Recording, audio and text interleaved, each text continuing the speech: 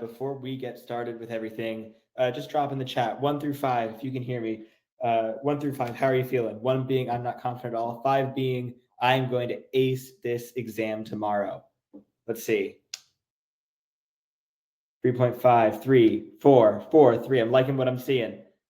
3s and 4s. Oh man, this is awesome. I'm loving this. Few 2s, few 1s. That's all right. We'll get through it tonight. 4, 4, 4. Amazing. All right. So I'm sure I don't have to be the one to say this tonight, but this is the final night before your AP exam, right? Big night, very stressful night, but we're here to help. And before we get started, I'm just going to give a little overview of what we're going to be talking about tonight, because it's going to be a little bit different than our other streams that we've done, specifically in our content, right? And Holly, I'll be with you in spirit. I'll be with all y'all in spirit in the exam room, cheering y'all on. We all will. But so what are we going to be talking about tonight, right? So a big thing about the last night before the exam, at least that I believe in, is that you should not be cramming on content, right? Typically, the last night before the exam is stressful. You're stressed. There isn't that much time. You're cramming. But realistically, this is not the night for information, right? For content. We're going to be going over some practice problems, talking about content. We're going to have a huge Q&A at the end for you guys to talk about all the amazing chemistry that you guys want. But what the big point of tonight is to take all of that content that you guys have learned and put it in perspective, kind of mold that into your brain so that when you go into the exam tomorrow, it's almost put into the right order, right? You have all these puzzle pieces. Tonight, we're going to be kind of putting those pieces together and seeing how all of these concepts work together. Next, we're going to be just doing a few more FRQs from last night, kind of catching up there, and then giving just a brief overview of what the exam day is going to look like, especially if this is your first AP exam. First of all, welcome. Welcome to the AP life. But also just to give you an idea of like what to expect, because the last thing you want on your mind before an AP exam is just not knowing what to expect on like just logistic things. Like, what do I bring to the exam, and what's the exam going to be like? And all of those things. So we're going to give you that just for a little bit of peace of mind, and all of those things. And for those of you asking, can we go over buffers? Can we go over titrations? Can we go over Le Chatelier's principle? Hasselbalch equation, E cell, unit 9, unit 8, unit 7. We are going to have pretty much like an hour and a half tonight dedicated to like all of you guys asking your questions and us going over that. So this is your last big just how do I do X, and we're here to show you. So we'll get to that at the end. But for now, let's look at actually putting AP Chem in perspective. Let me pull up the slides real quick.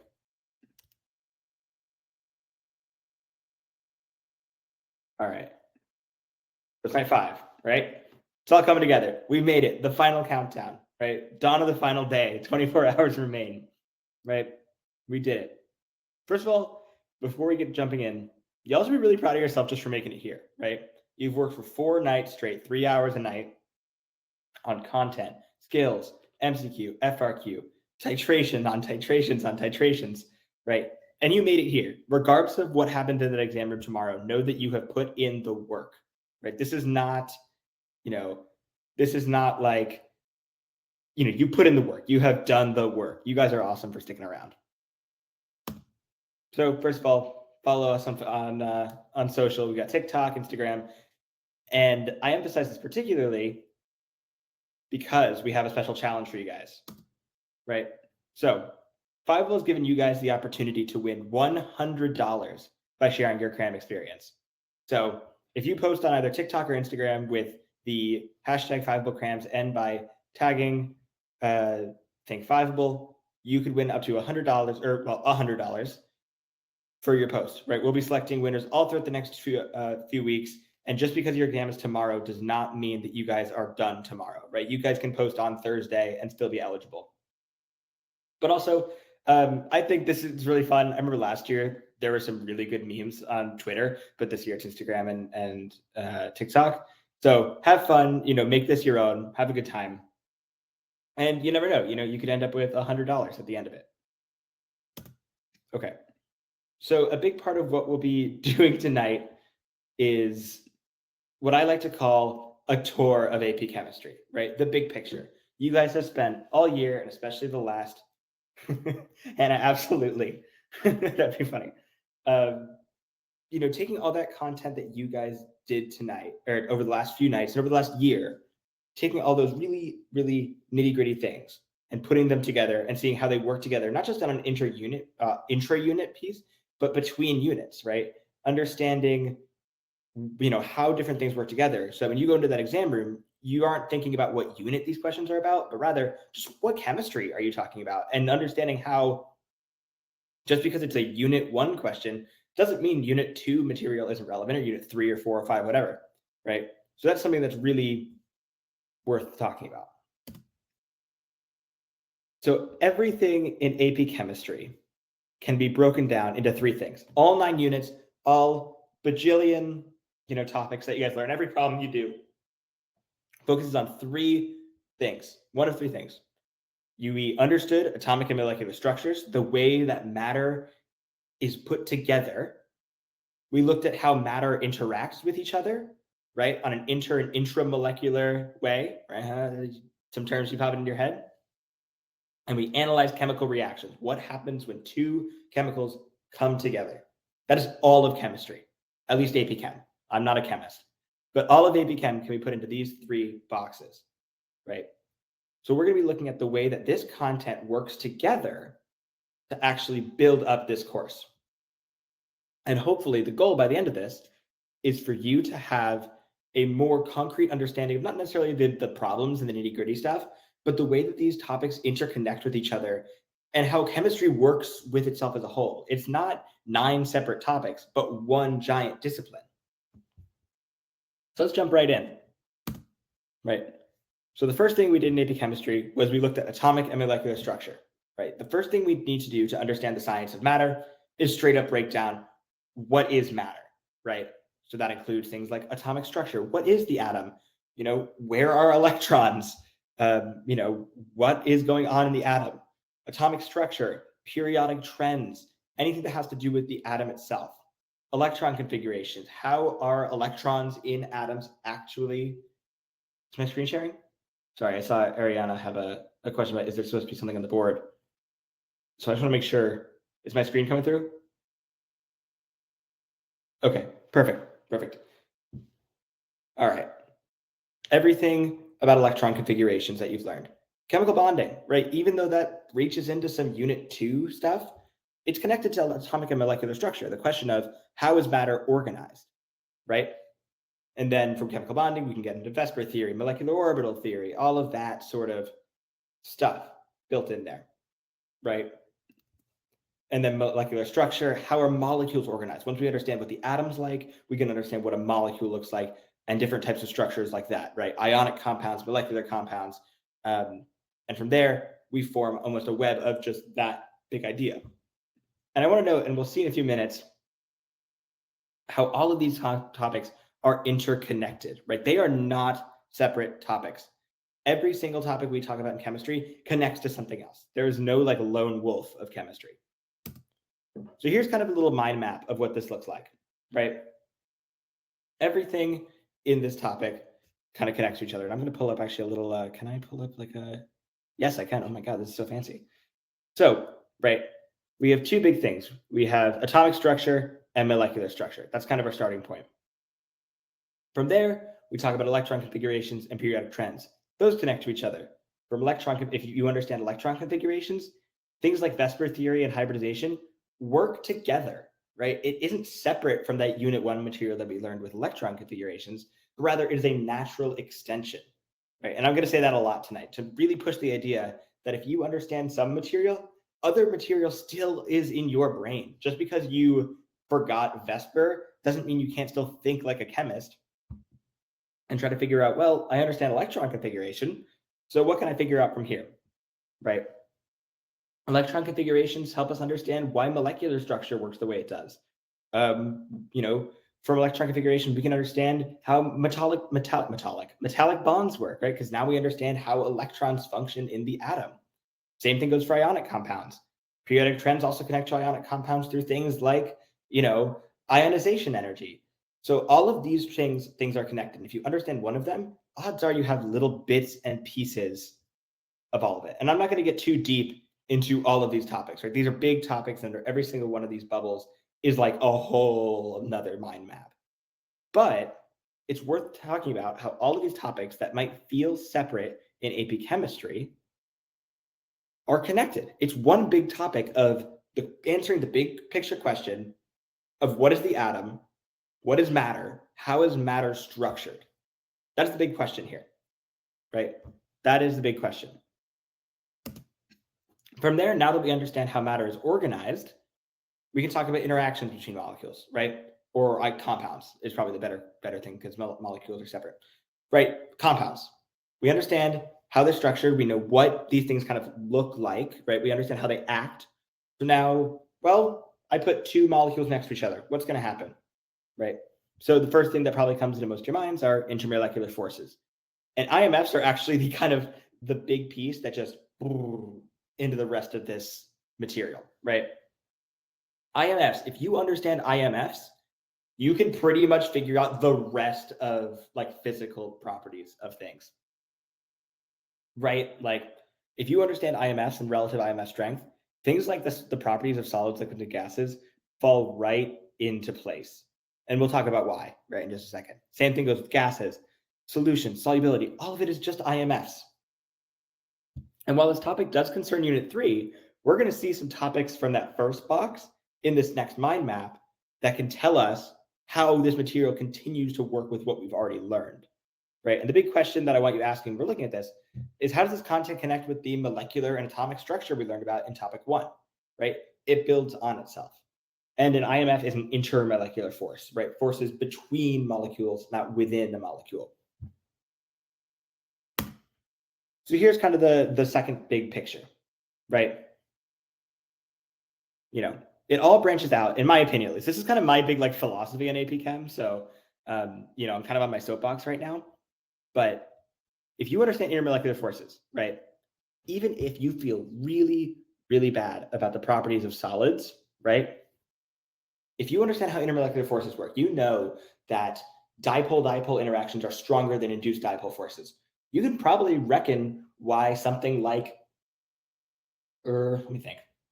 Yeah, actually, if you understand why dipole-dipole forces are stronger than just London dispersion forces, then you probably understand why the boiling point of water is significantly higher than the boiling point of methane, right? Even if you don't think you do, you actually do. You do understand more than you know. And that's actually the big point here as well, right? So again, another example is by understanding intermolecular forces, most things with gases kind of fall into place. Even if you haven't thought to yourself about, you know, what that connection is, it implicitly, those connections are being made in your brain, right? I want to also note that these intermolecular forces tie directly into what we've talked about with atomic structure and molecular structure, right? If we understand how things like electronegativity and polarity work on a molecular level, we can understand and extrapolate that out to the intermolecular level and understand how dipole-dipole forces work. Or if we understand how ion-ion attraction works, we understand why ion-ion intermolecular forces are so darn powerful, because they're governed not by individual dipoles that are kind of partial charges, but by direct charges governed by Coulomb's law, right? So it all builds on top of each other, is again the big point here. I don't want people to look at this and be like, oh God, I see a bubble that I don't recognize, I'm going to fail this exam, right? This is meant to show you that you know way more than you think you know, right? Because odds are of something on this mind map, you know something there, right? Whether that's just IMFs, just atomic structure, just molecular structure, just ionic compounds, just deviations from the ideal gas law, whatever that is. You know something, and from there, you know more than you think you know, right? You actually know this material, even if whether you like it or not, right? That's the big piece here. All right. Let's move on to our final piece of AP chemistry, right? And this is kind of the big one. So I'm going to go a little bit slower here, right? Everything else in AP chemistry, now that we understand how molecules interact, we know how matter is organized, we know how it interacts, we know how molecular forces work. Now here's the question. What happens when two chemicals react? Right? That's the big question here. Whether you like it or not, that's pretty much what units like 4, 5, 6, 7, 8, and 9 all focus on under that big umbrella, right? Everything from the types of chemical reactions, stoichiometry, thermochemistry, thermodynamics, kinetics, equilibrium, acids and bases. All of that material is basically a separate answer to the question of what happens when a chemical reaction happens, right? The thermochemist might say, oh, well, when a chemical reaction happens, we see energy released, or we see energy inputted for the breaking of bonds and energy released by the forming of bonds that creates an enthalpy of reaction. However, the person studying kinetics might say, well, an activation energy is reached, causing a mechanism to take place that can be affected by things like catalysts. Someone studying equilibrium might say, oh, well, when a chemical reaction happens, we also have a reverse chemical reaction that happens. And that's what causes our species to be put together, right, in an equilibrium. They're all answers to the same question, almost by different sections of your brain, right? Acids and bases is kind of a weird one because it's a very specific type of reaction that we talk about. But even under that umbrella, right? What happens when an acid reacts with water? What happens when a base reacts with water? What happens when an acid and a base reacts to completion? What happens when a weak acid decomposes? What happens when a strong acid decomposes? All of those questions are asking the same question. What happens when two chemicals interact, right? And I think already we can see how these connections are already present. These are not separate topics. For example, when we think about equilibrium, all equilibrium is an exercise in kinetics, right? If you understand how reaction rates work, you can understand how equilibrium works on a conceptual level. Similarly, if you understand equilibrium, and this is the big point I always make to students I work with, acids and bases, that big, scary topic, right? That big, just scary unit. If you understand equilibrium, acid-base equilibrium is the same exact thing, just with a different reaction. It's the same content. Even though it feels like there's a bajillion topics, we can break this down to the same question of what happens when two chemicals react, right? So let's take a look at this mind map. And this one's bigger because there's just simply more content. But I want to keep pushing the idea that all of this content is related and builds on itself, okay? So I'm not going to work through every single little piece of this because there's just so much material. And it is a lot. I don't want this to seem like I'm saying, even if I don't want this to be saying like, there's not a lot of material and you just know this one thing and it all builds out. What I'm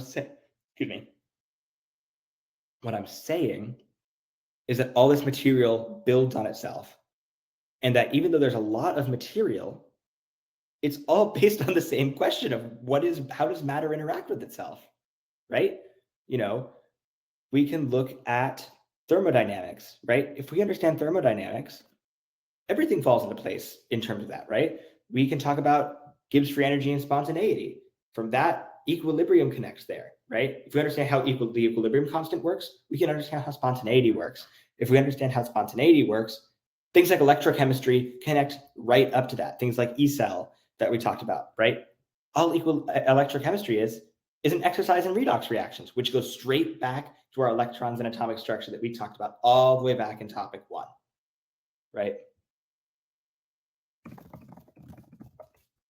Similarly, if we understand how chemical reactions work on a fundamental level, things like acids and bases are just another form of reaction, right? And I want to note, there really is no beginning to this chart. This is a big web. It's not like a flow chart. Because I saw someone ask where the beginning of this chart was. Okay. So from acids and bases, right? If you understand how molecular structure works, things like electronegativity, what makes certain intermolecular forces work the way they do, we can understand how certain acids and bases work. Similarly, if we understand how acid-base reactions work and how acids and bases function on just a fundamental level of I have an acid, by definition, it will react with water to form hydronium and its conjugate base. That's boom, just the definition of an acid. From there, we can understand the definition of a base as well. And we can then figure out buffers. And from buffers, we get to acid-base titrations, the big, scary thing, right? The big, scary topic It's all just an exercise in acids and bases that you might already understand, right? And I don't want you guys to look at this and think about the nitty gritty. That's again, I want to keep emphasizing this because you might be thinking, I'm really confused. I don't recognize some of these words. I don't know some of this material. But I want to make sure you guys understand that it's just an extension on itself, right? That's the big piece here, right? So if you don't understand pressure and equilibrium, but you understand equilibrium, that's a starting point. If you don't understand Gibbs free energy, but you understand enthalpy and entropy, that's a starting point. If you understand how redox reactions work, but you don't necessarily understand E-cell, you have a starting point. And I want to make sure you guys know you do know something, right? A lot of students go into an AP exam like, I don't know anything. I'm going to fail. I know nothing. You know something.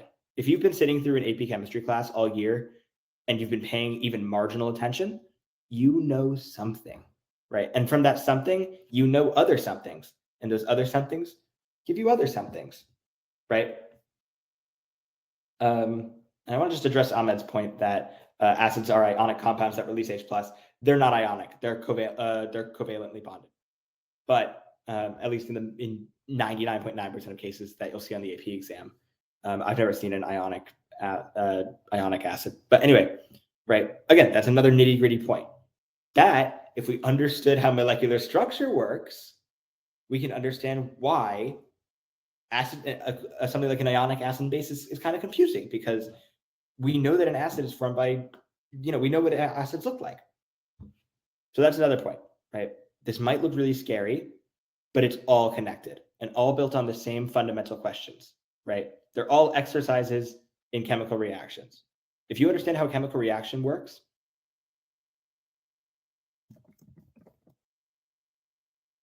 HCl is a covalent compound. But if you understand something, which you do, you can build that into so much more because this is all connected, right? All of this material is the same subject, and I think students lose that sometimes, and that's a big piece. So that's the big point here. I don't want you guys to be scared, right, about these nitty gritty topics because all of this is a big picture look at AP chemistry, right? So that's kind of the big point here. All right. So the next thing we're going to be doing is diving deep into some questions, right? Looking at some of those FRQs that we weren't able to get to last night, looking into some material that you guys do need help with because the material is still the material. But again, I want you really thinking tonight, not necessarily about the nitty gritty material, but rather the big picture of how does this problem work?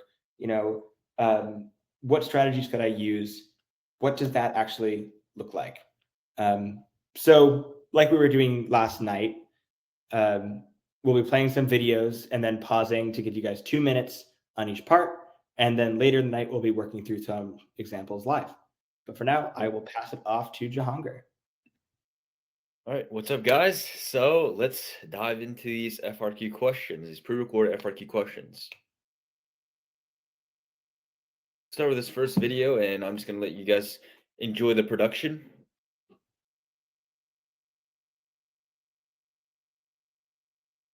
Let's look at this FRQ question. It states that the structure of glucose and the structure of cyclohexane are shown below, and we want to identify the intermolecular forces that are present in both glucose and cyclohexane.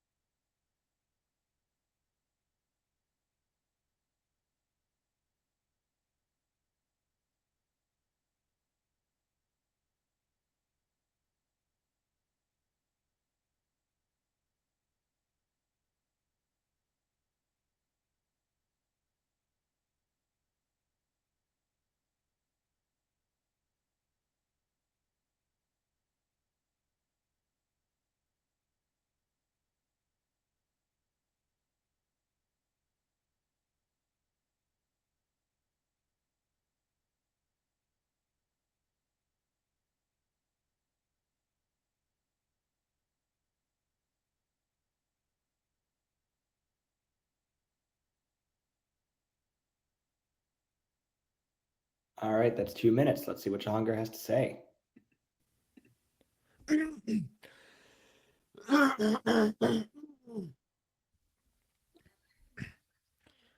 Well, to start, let's look at glucose. Now, as we can see, the first thing that caught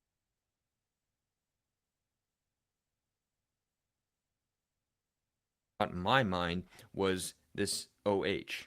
And obviously, when we have a bond between OH, O is the oxygen is electronegative and is binding to hydrogen. So we can say that there is a hydrogen bond occurring between O and H. And since hydrogen bond is a type of dipole, we can also say that there are dipole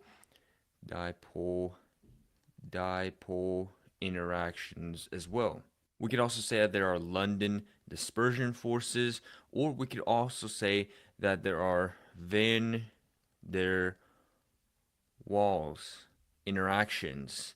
And as we can recall from past units, the van der Waal interactions are the dipole-dipole and the LDFs. So with this type of question, it says identify the type or types of intermolecular attractive forces. So we could just put hydrogen bonding, would be good. We could put hydrogen dipole and dipole-dipole and we'd be good. Or we could just put LDF and we'd be good. So for AI, the question for I, we could get that point easily by just putting hydrogen bonds or dipole-dipole or LDF or van der Waals interactions. Now let's look at pure cyclohexene. Now in pure cyclohexene, we can see that there aren't any hydrogen bonding because carbon is not one of those elements that are considered electronegative. It's only nitrogen, oxygen, and fluorine. So as we can see from here, this bond is pretty much non-polar. We can see the C over here and H, H, H, H. We have no lone pairs. This is pretty symmetrical, so we can conclude that this is non-polar, and since it's non-polar, there aren't any dipole-dipole forces going on, so this is only LDF, only London dispersion forces occurring in the pure cyclohexene. Now let's look at question B. And question B states that glucose is soluble in water, but cyclohexane is not soluble in water, and wants us to explain.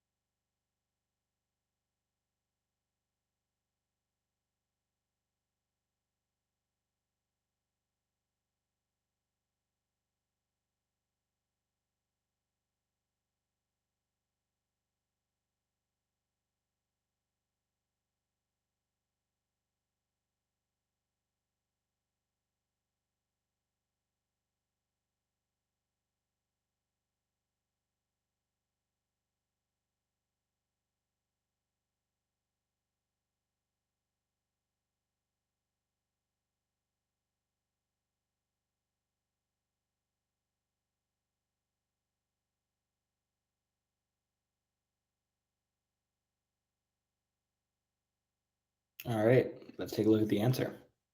Why is that? Well, if we conclude from part A, we pretty much identified that glucose is pretty polar. because when we looked at the bonds, we had hydrogen bonding, we had the dipole-dipole interactions. So we can state that glucose is pretty polar, but with cyclohexane, the cyclohexane was indeed nonpolar. There's no doubt about it. Cyclohexane was nonpolar. So we know that information, and how can we use that? Well, if we remember through solubility, we know that water is also polar. And if we remember from past units, I believe it was unit 3 or unit 4, we know that when a polar substance is put into another polar substance or polar liquid, that's a substance like water, if glucose is put into water, it is able to be more soluble, but non-polar substances are not soluble in polar solutions. So it's always polar, polar, and soluble, but non-polar, non-polar does not work.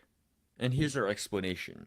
We can get 2 points from question B by stating if glucose is polar and cyclohexane is nonpolar, and we can also correlate that with glucose being the solute and it being able to dissolve in a polar solvent like water, and cyclohexane is unable to do so because it is a nonpolar solute, so it's unable to dissolve or be soluble in a polar solvent. Alright, so let's look at question C. And question C states to consider the two processes represented below, and for each of the two processes, identify the type or types of intermolecular or intramolecular attractive forces that they must overcome for the process to occur. So let's look at process. All right, so I'm going to give 3 minutes just because this looks like a kind of a two-parter.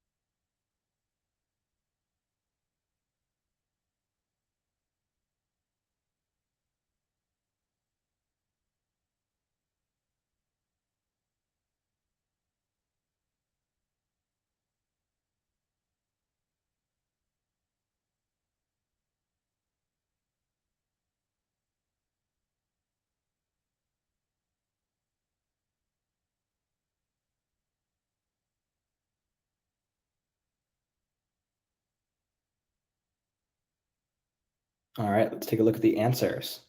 Process 1.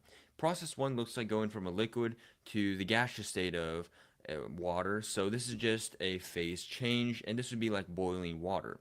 And we know from past understanding of H2O, from AP chemistry and even AP biology, we know that water, when water molecules bind with other water molecules, they form hydrogen bonds.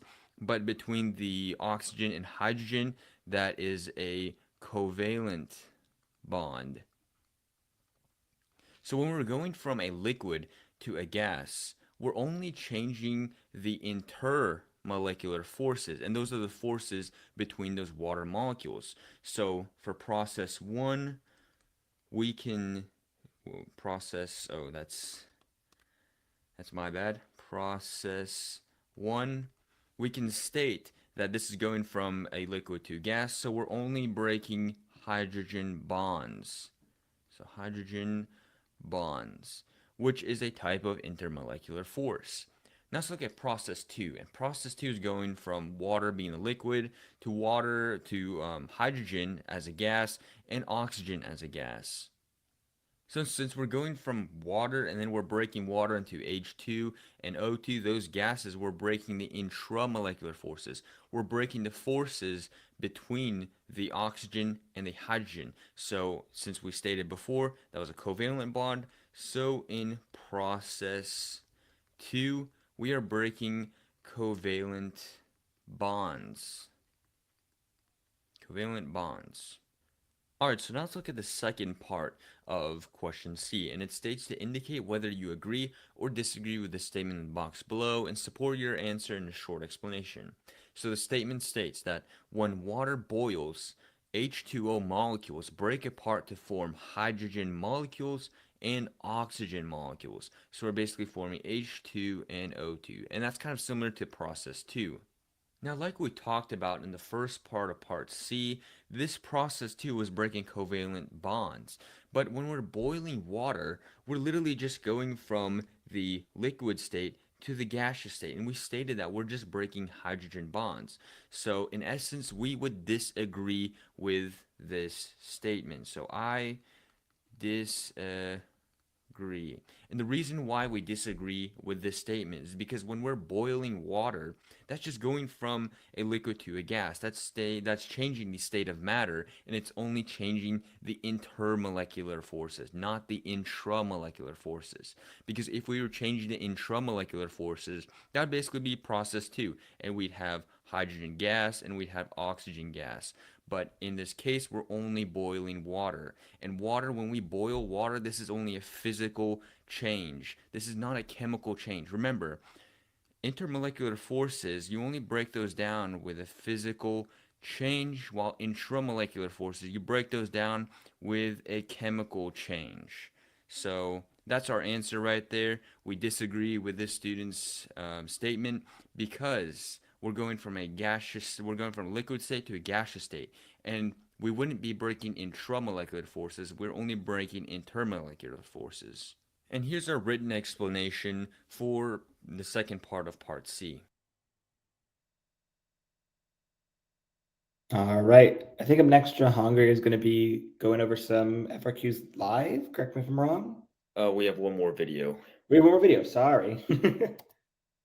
That's my bad. All right. So same as before, you'll be given 2 minutes for each part. And yeah, let's jump right in. Let's look at this FRQ question. We have ozone plus nitric oxide as our reactants, and our products are oxygen gas and nitrogen dioxide. Now, all of these are gases. Now, referring to the table below, calculate the standard enthalpy change, that delta H, for the reaction at 25 degrees, and we must show our work.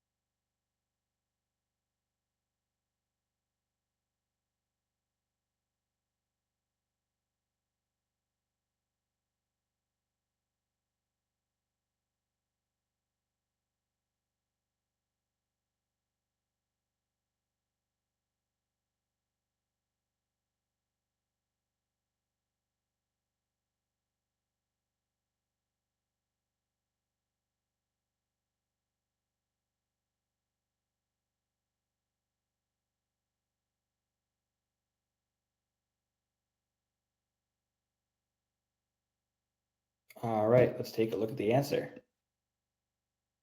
Well, with standard enthalpy change, there's a specific formula that we learned in Unit 6, and this was products minus reactants, or more specifically, the product side of the standard enthalpy minus the reactant side of the standard enthalpy, or what we're giving on the product side in terms of standard enthalpy minus the reactant side. Now let's identify the products that we have in our equation. Our products are nitrogen dioxide and oxygen gas, but in the table down below, we're not given the standard enthalpy of oxygen gas. So we could basically just disregard oxygen gas, that O2, and we can stick with our nitrogen dioxide for our product side. Now on our reactant side, we have nitric oxide, our NO, and we have ozone, that O3. So that's our reactant side, and we are giving the standard enthalpy for that. Now we can plug in our numbers. For our products, we have 33, which is our NO2, and minus, we have 143 plus 90. Now once we calculate that, we're going to get 33 minus 233, which is equal to negative 200 kilojoules, and there's 1 over moles. So that's basically our standard enthalpy for the reaction, and there is our answer. Let's look at question B, and question B asks us to make a qualitative prediction about the magnitude of the standard entropy change, our delta S, for the reaction at 25 degrees Celsius, and we... All right, 2 minutes.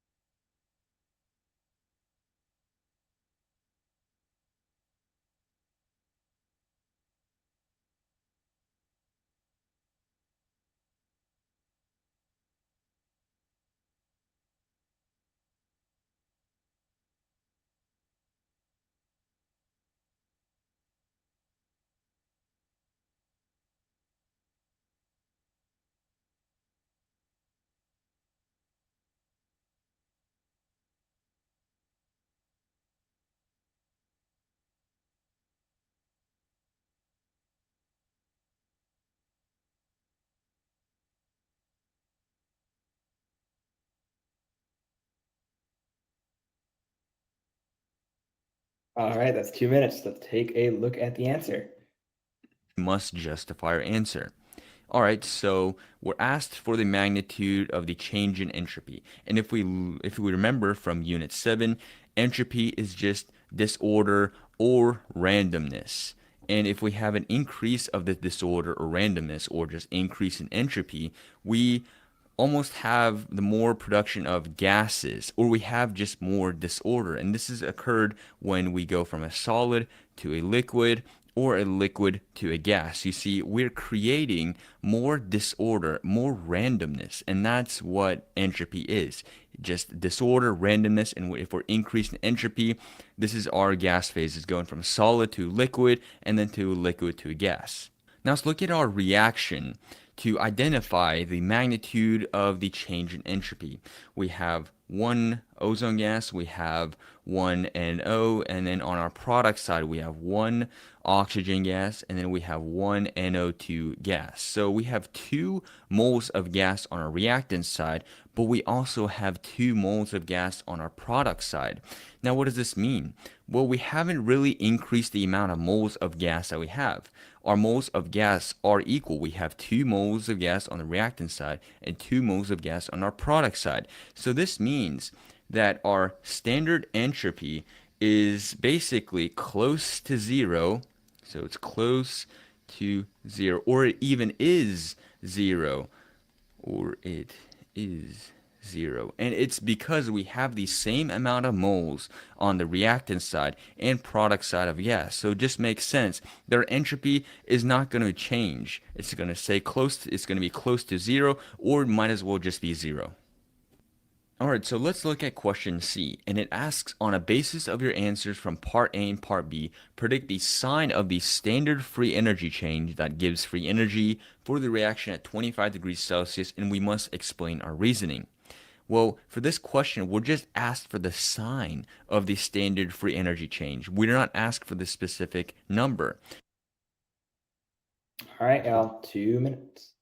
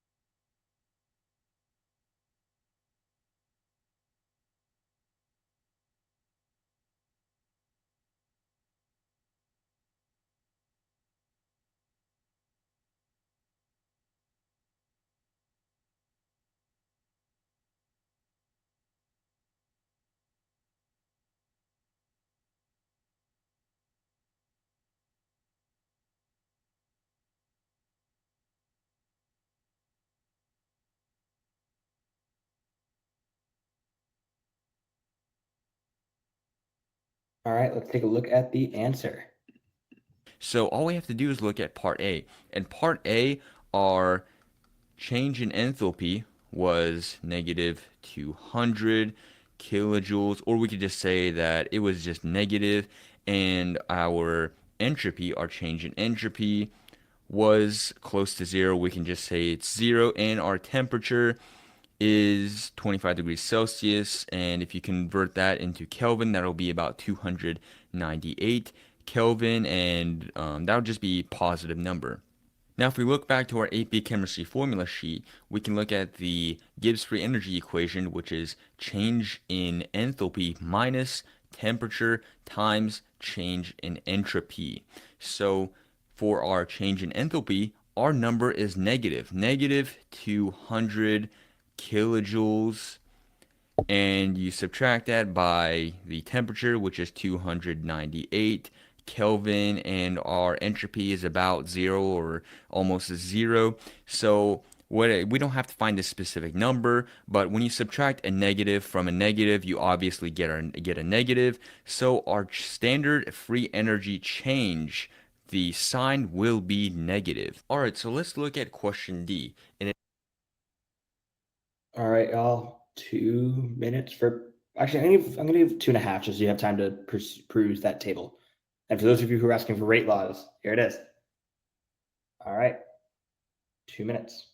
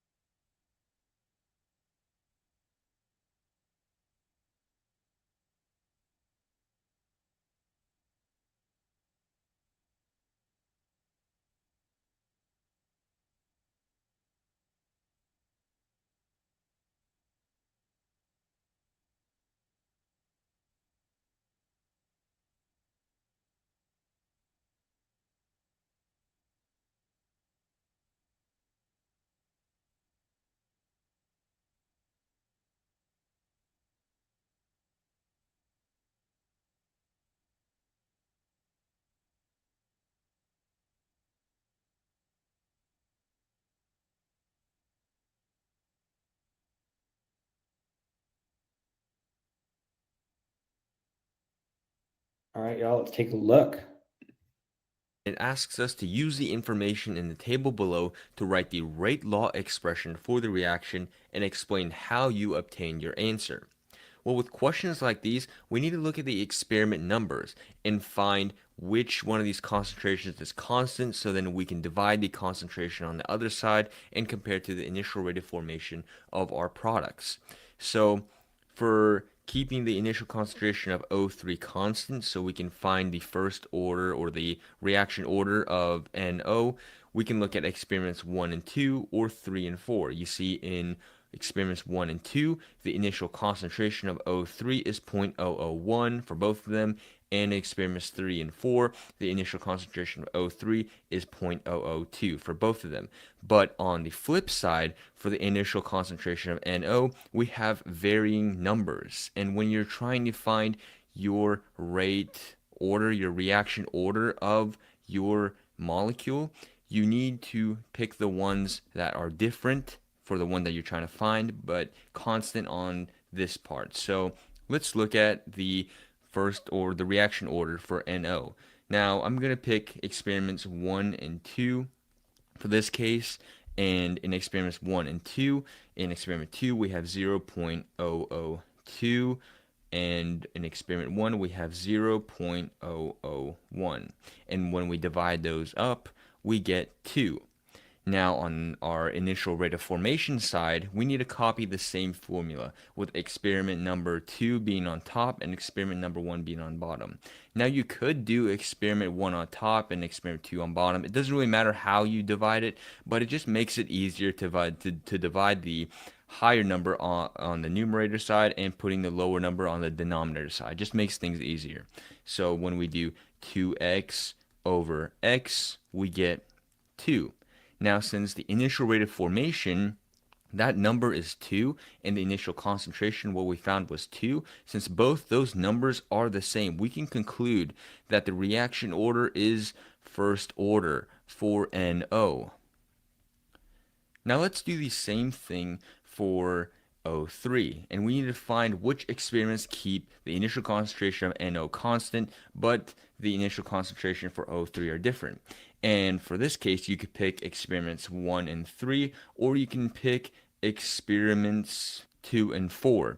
You see in experiment 1 and 3, the initial concentration of NO is 0.001 for both of them, and for experiment number 2, or experiment number 2 and 4, we have the initial concentration of NO being 0.002. Now, in some problems, you might not be as lucky as right now where you have both two experiments to pick with, but for this case, we'll pick experiment 1 and experiment 3. So 0.002 over 0.001 equals 2. And if we do it on the flip side, reaction or experiment number 3 has 2x, and experiment number 1 has x, 2x over x, we get 2. And since we have the same numbers, we can conclude that the ozone molecule, the concentration of that is first order. And to write the rate law, we can write rate equals K, and then we have O3 and NO. And that's our answer right there. And here's our written explanation, if you didn't get that from the explanation that I was talking about. All right, so now let's look at our final question, which is... All right, let's take a look at part E, or final part. 2 minutes.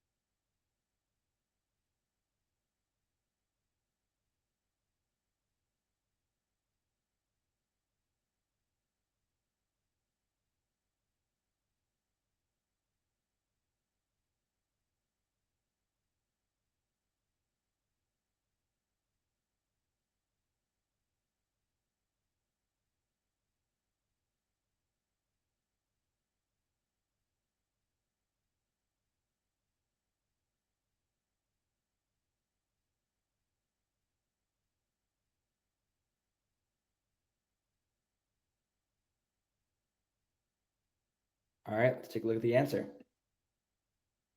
Is question E, and it's asking, in the following 3-step mechanism, identify the step that must be the slowest in order for the reaction to be consistent with the rate law expression derived in part D. Well, if we remember from part D, our rate law expression was O3 and NO. Both of them were in first order. Now, if we look at the steps, step 1 pretty much illustrates that. It's just NO3 and NO, and that's just first order, and pretty much step 1 is your answer.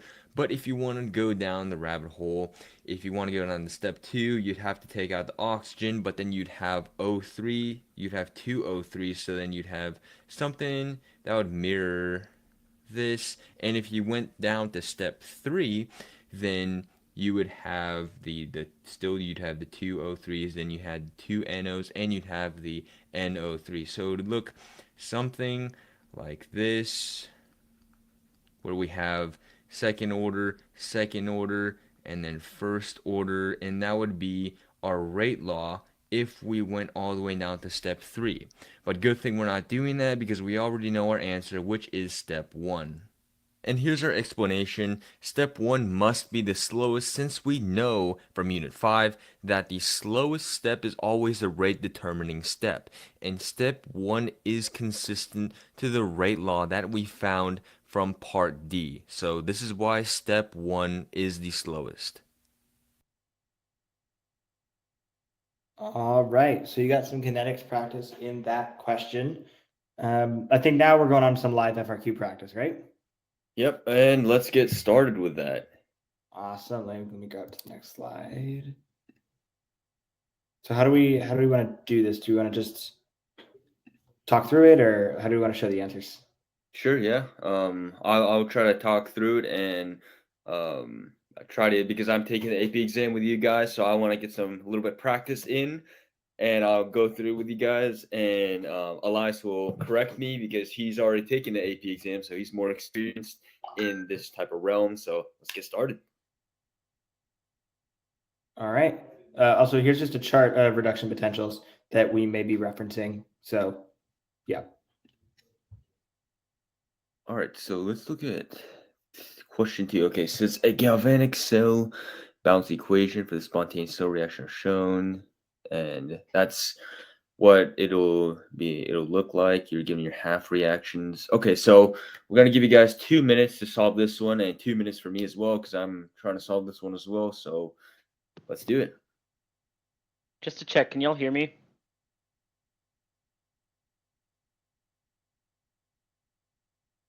Is that a no? Okay, I got a yep. Okay. Sorry, guys.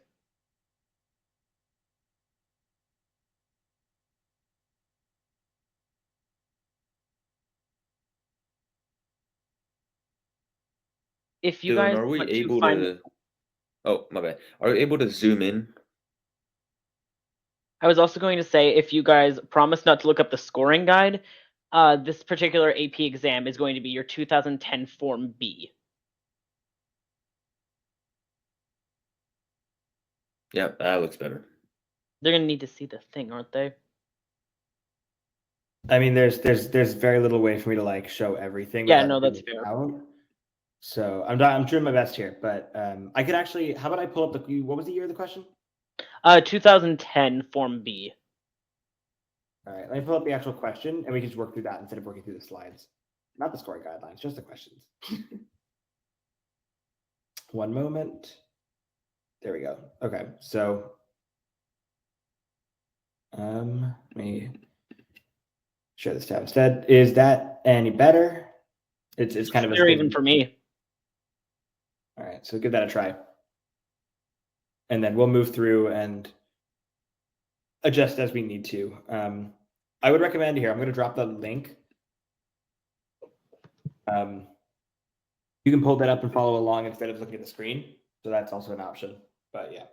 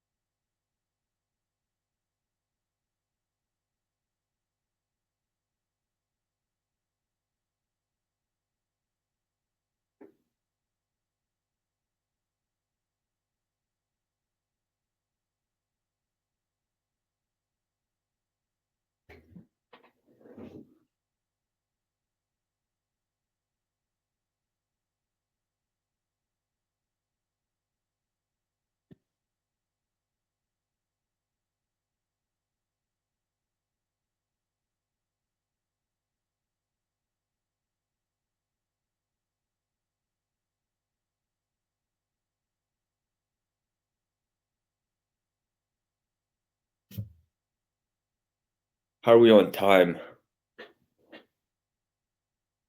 Well, considering I forgot to set the timer, I'm gonna call this around time. Okay, so this is honestly a part that should only take like 45 seconds. So yeah, anyway, yeah. let's talk about it. All right, so We're looking at this diagram, and it's pretty much asking us what is the cathode. Well, if we remember from Unit 9, we know that the cathode is, as the way that I think of it, is that it's the one that's taking in the electrons.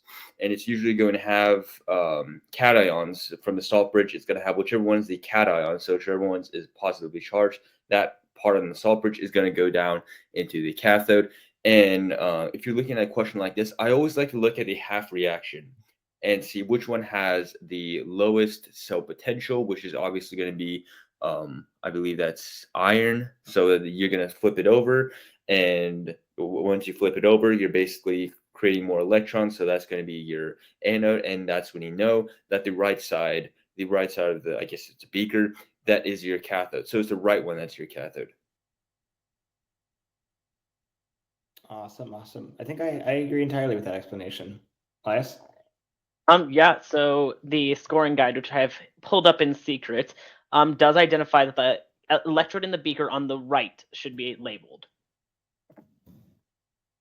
Yeah, I think for this question, would we be circling, or I think or a point? I in would- the- Just stating.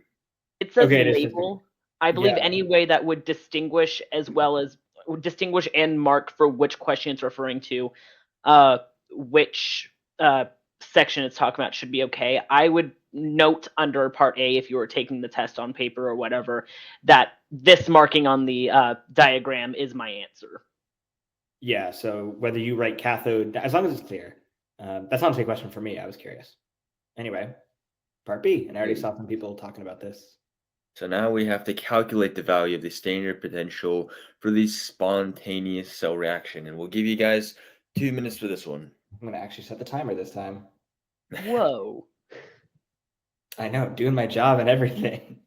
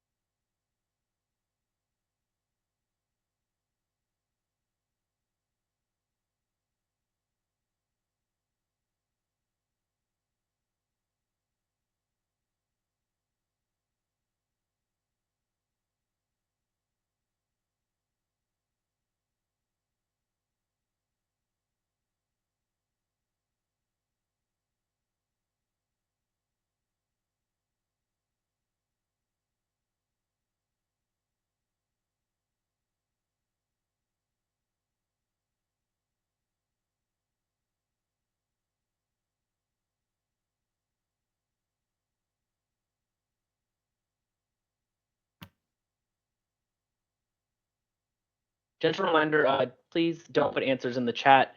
Some people are wanting to solve, but have the chat open on the side for additional information.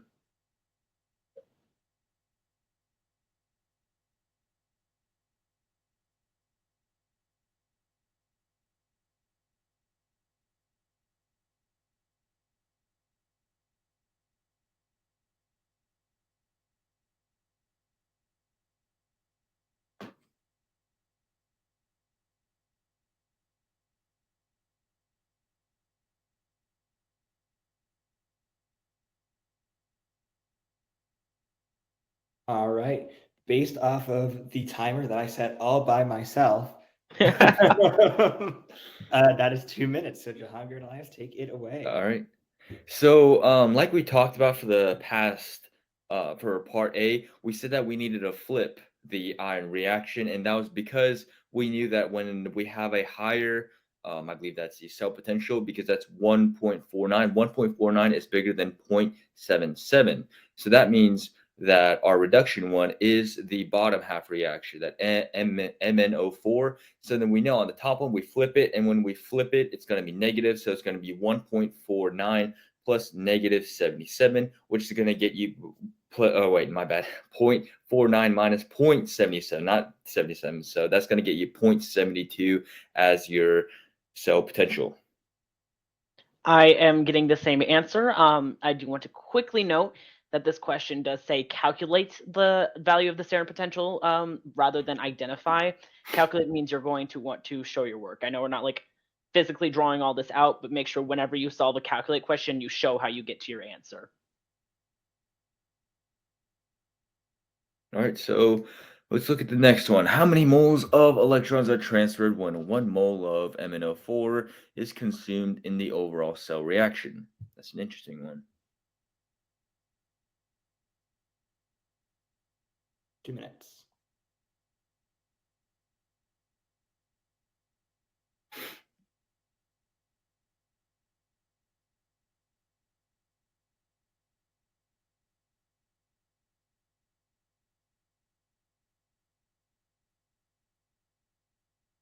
Hey, we're getting some requests to potentially write down some of the answers as we go. Is that a potential that we can do by you? I thought that there was like a draw tool on these like PDF openers. If not, it's okay. I was just curious. There are. I mean, do you want me to like pull up an online whiteboard and while Jahangir's like going over it, I can write it out? That might not be super easy. It's not the end of the world. I just was curious. Yeah. Oh well, I have we are the. getting I some mean, yeses in the chat. okay, Or I mean, I have Microsoft OneNote, so I can just share my screen and go through You have that. your magic whiteboard? and that works perfectly. Beautiful. I got this bad boy. Ah, sick.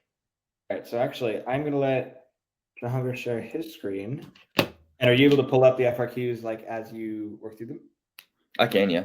All right, perfect. So I will actually just step off. And get this whole thing situated. Okay, I'm gonna take a screenshot of one of the questions.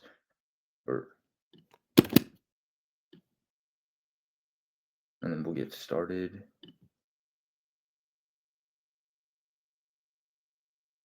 Okay, so let me share screen.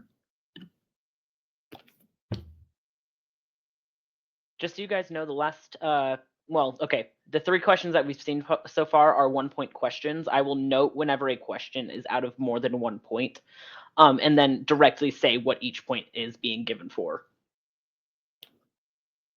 Okay, so with a share screen, I'm gonna have to share my. I can't share my window specifically, so it's not working on my side. Oh, okay. You know what? We'll go old school, and I'll just start writing the stuff. I'm surprised you're not able to share your window. That surprises me. Yeah, I know it's Yeah. really weird. Or I can just The whiteboard. Oh. Yep. We love the whiteboard. Okay, so let me get this. Okay, so are we ready with the answer? Let's pull up the FRQ stuff so then they can follow along what I'm doing on the whiteboard. Okay, so I should share my screen? Yeah. I will throw Awesome. myself into stage left. So whoa, hello. Okay, whatever. There we go.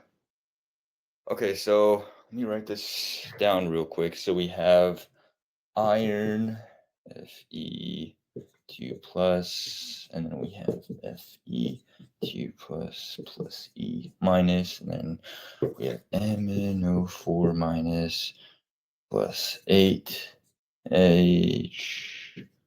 Oh. Taking me a little bit more time to cook. That's going to be Mn2+ plus 4H2O. Okay, so hopefully this doesn't show it backwards, but let me get better lighting here. Okay, so we have our reaction right here, which we have, and I already flipped this over. So because in our past parts, we're obviously going to have to flip it over. So we have our iron and we have our electron over here. So that's obviously going to be our oxidation. So, and over here, we're going to have a reduction. So that's what it's going to look like. And we over here on our reduction side of the reaction, we have 5 electrons. We have 5 electrons right here. And over here, we have only 1 electron. So usually you're going to have to combine the equations together. So to do that, we're going to have to multiply by 5. And once we do that, we're going to get 5Fe2 plus, and you get the idea. I'm not going to write the whole thing due to time, but we're going to have 5 electrons. And the question asks us how many moles of electrons are transferred when 1 mole of MnO4 is consumed in the overall cell reaction. So if we have this 1 mole of MnO4, then we're going to have 5 electrons that are being converted, because over here we have the Fe, and then we're going to have plus MnO4 minus plus H. There's 8 H's right there. So we're going to have, for 1 mole of our MnO4, we're going to have 4 or 5 moles of electrons that are going to be moving over. So you always want to set up your reaction and just see your electrons. That's all it is. Your moles of your electrons, you find that, see how many is going to be transferred. That's all you got to do. So what's your final answer? Give me the answer straight. 5 moles. 5 moles. Is ding, it right? Ding, ding. Full point earned for that. 1 point is earned for the correct numerical answer. Let's go.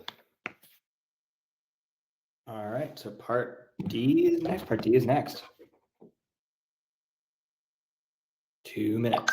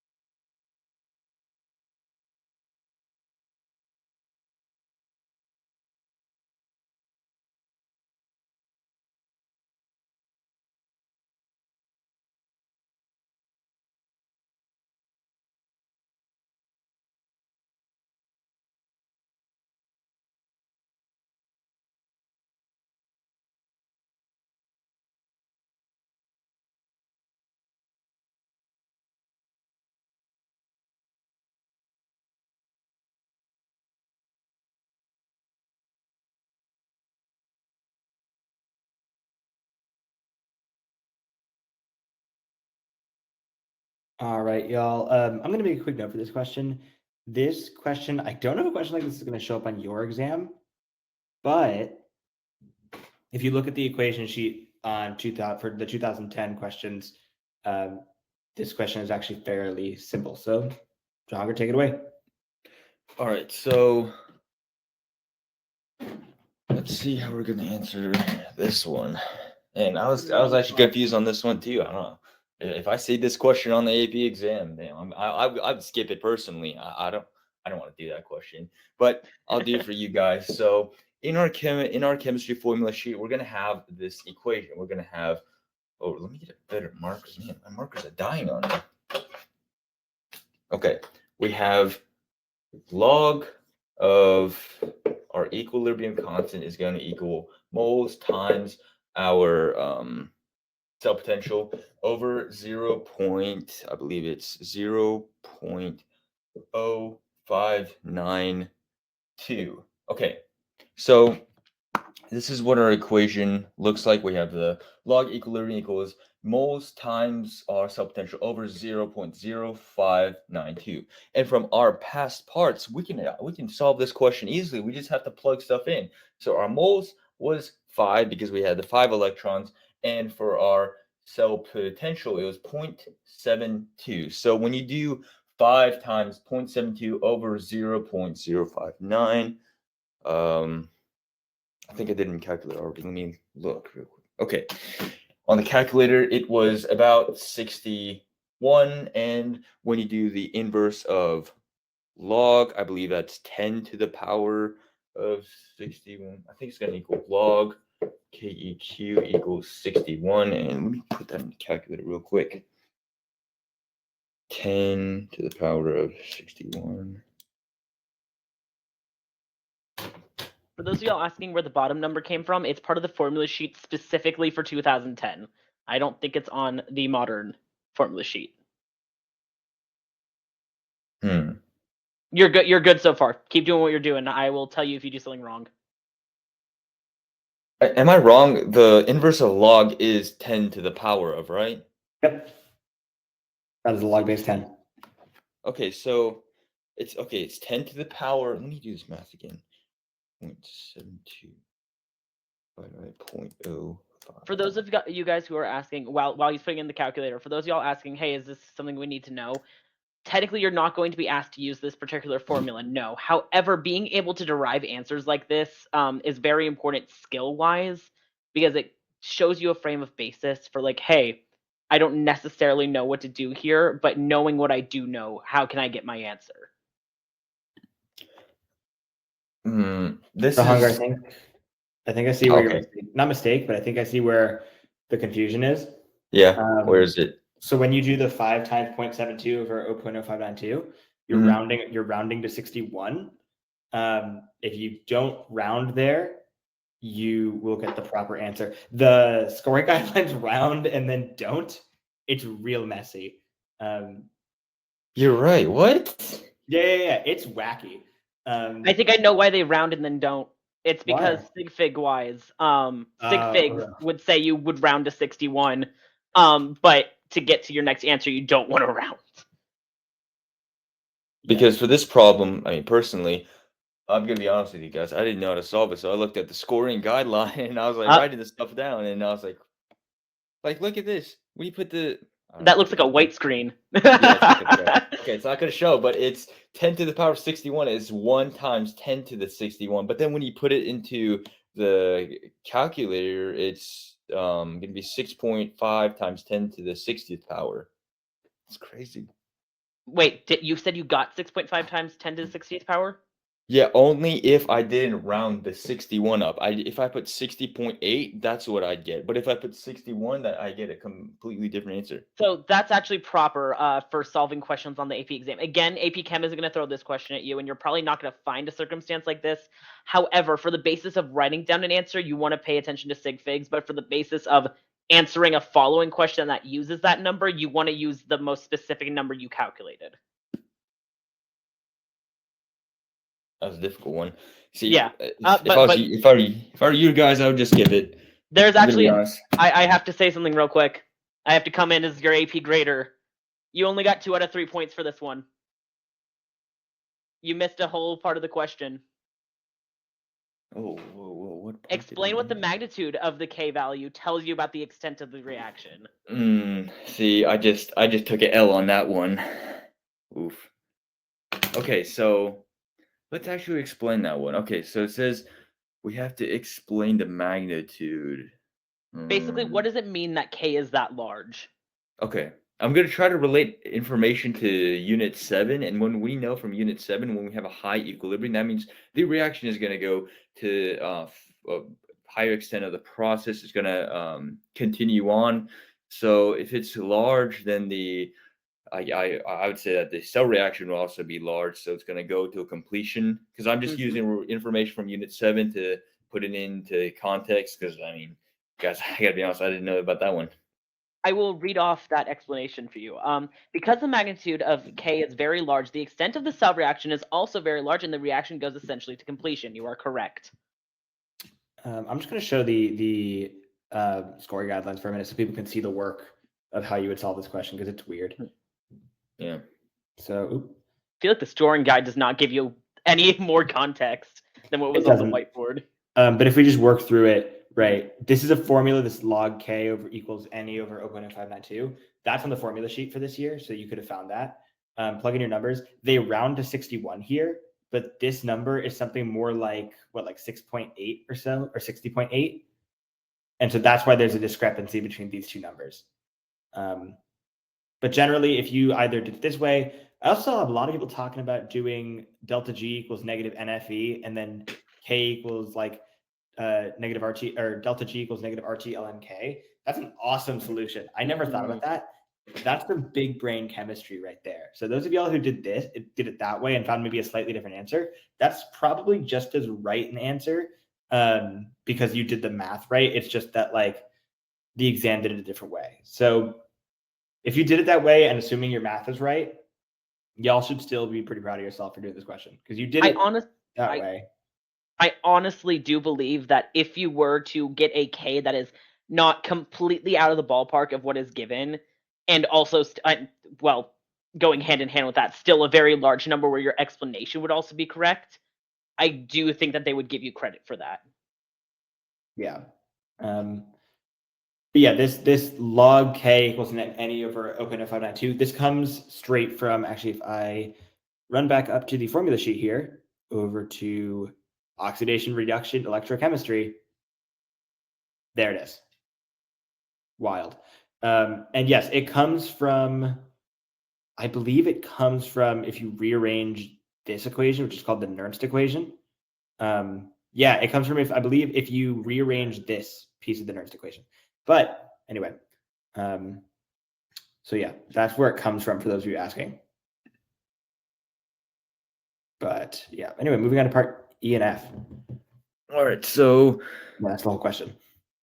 We're given, okay, 3 solutions contain iron containing MnO4, 1 containing hydrogen are mixed in the beaker and allowed to react. The initial concentration of the species in the mixture are 0.6 moles of iron and 0.1 moles of MnO4 and 1 mole of hydrogen. And for part E, it states, when the reaction mixture has come to equilibrium, which species has the highest concentration? Is it the, what is Mn? I forgot that element. What is it? Manganese. Manganese. Okay, yeah. So is the manganese ion, is that going to be in higher concentration, or is the MnO4 going to be in higher concentration? And we must explain why. Mr. That one.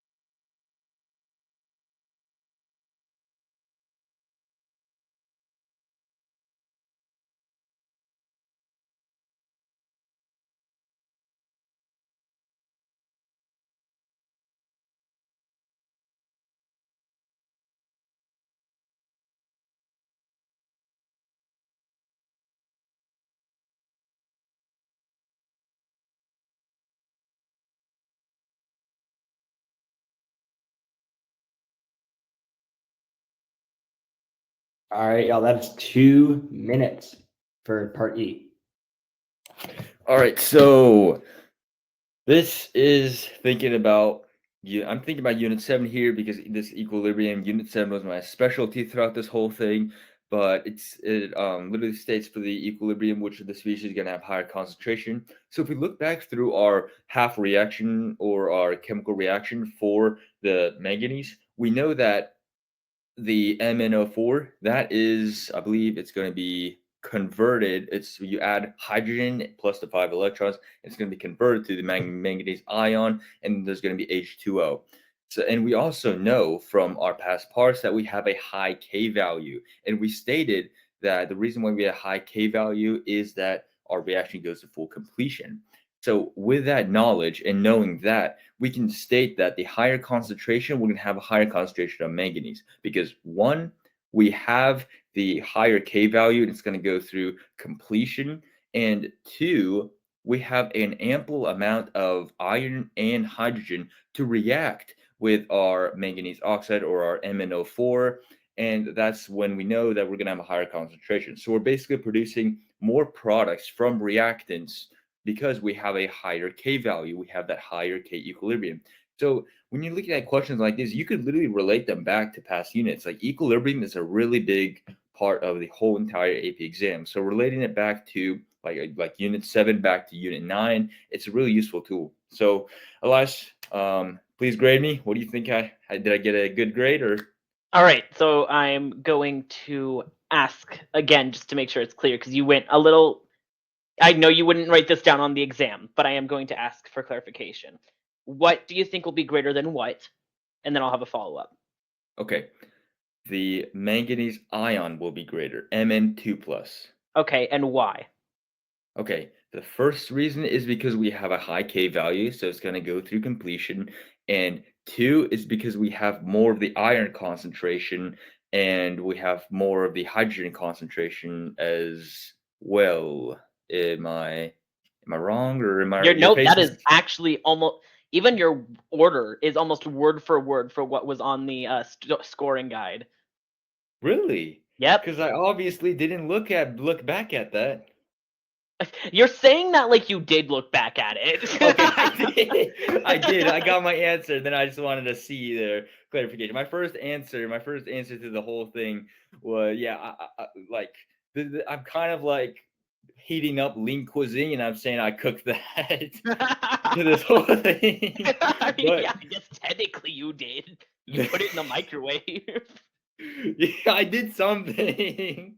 I Okay, can't so judge. I have it pulled up literally over here, right to my side. yeah, my first thought of the whole thing was, yeah, we have a higher K, but also I was just thinking of it logically. Like we're going from reactants to products, so we'd obviously have more products. I was just thinking of it logically, but then I saw the other explanation where they said they have ample amount of iron and hydrogen. I definitely didn't say that, so I think I lost that point on that. But I just said it for you guys, so I could copy the scoring guide. But I think I definitely lost one of the points, but it's all good. I am a little surprised they had you explicitly say that yes, you have enough of iron and hydrogen that there is no limiting reactant. Because I've never been told, yeah, you have to say that. Mm-hmm. It goes to completion. It goes to completion, bestie. All right, let's move on.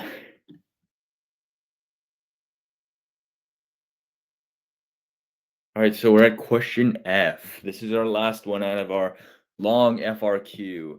And oh, this was 2010. There's actually a 2018 one that looked very similar to this one. And I think that was a mock exam that I took. So I thought this looked familiar, but it was like 2010. All right, so let's look at question F. So it states, when the reaction mixture has come to equilibrium, what are the molar concentrations of Fe2 plus and Fe3 plus? We'll give you guys 2 minutes for that one. No using the scoring guide. I'll try not to. No, you can't use it. If you're wrong, I'll explain why, but no using it. You You're know what? studying You're right right. now. You're right. You're right. I gotta be clear with you guys. I gotta be with you guys. So I'm gonna try to answer this as best as I can.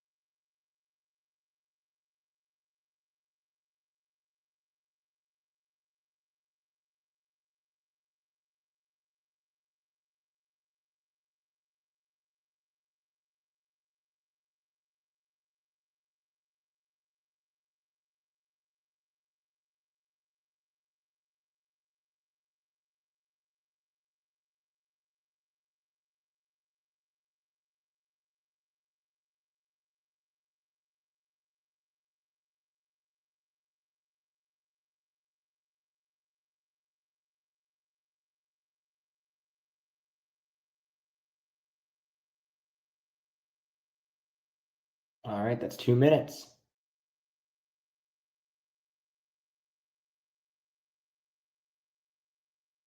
Are you still thinking? Your mic's off. You're muted. Oh, can you hear me now? Yeah. Okay. I'm gonna look at what we were given. So we're given the initial concentration of iron 2 plus, which is 0.6 moles. We're given the initial concentration of the MnO4, which is 0.1 moles, and we have 1 mole of hydrogen. Okay, so let's look back to our half reaction formula, and when we flipped it over, we had the iron 2 plus MnO4 minus, and that converted to iron 3 plus. So we're gonna have, and when we put the moles together, we're gonna have 5 iron 2 plus MnO4. So and then we're converting that into F3. So this is a tough one. Maybe, okay.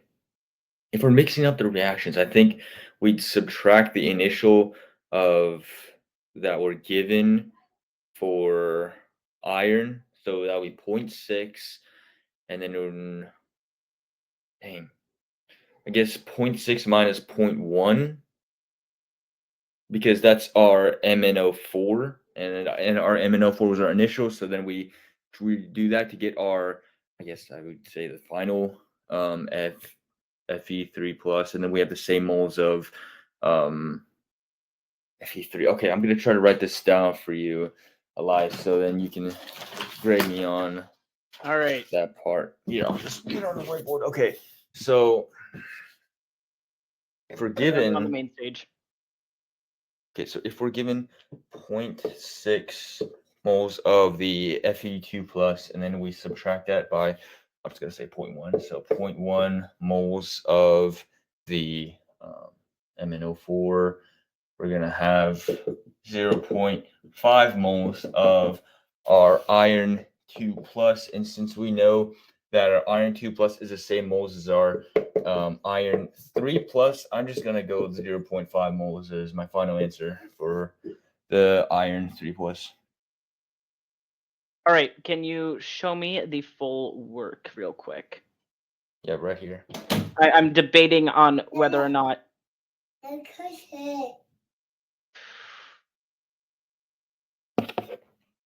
See, I was just playing around. I honestly don't know. See, this is when I didn't look at the answer guide. I can tell you didn't look at the answer guide because I'm looking at the answer guide and I'm deciding whether or not I should give it or the full credit. Okay, I will start off by saying you did get the correct numerical answers to the wrong sig fig, but I think that'll still give you credit because there's only occasionally a question that'll mark you off for incorrect sig figs. Technically, though, your molarity would be 0.50, but that's me being mean. Wait, Right now, and I might need Dylan's feedback on this if he has the scoring guide. question. One of the stipulations is 1 point is earned for the correct setup, including a correct setup for an equilibrium calculation.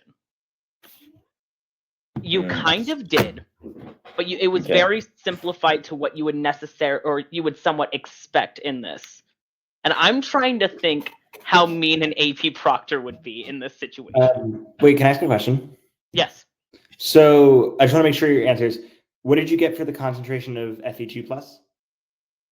Wait, FEG plus? Wait, what? Fe2 plus. 2 plus.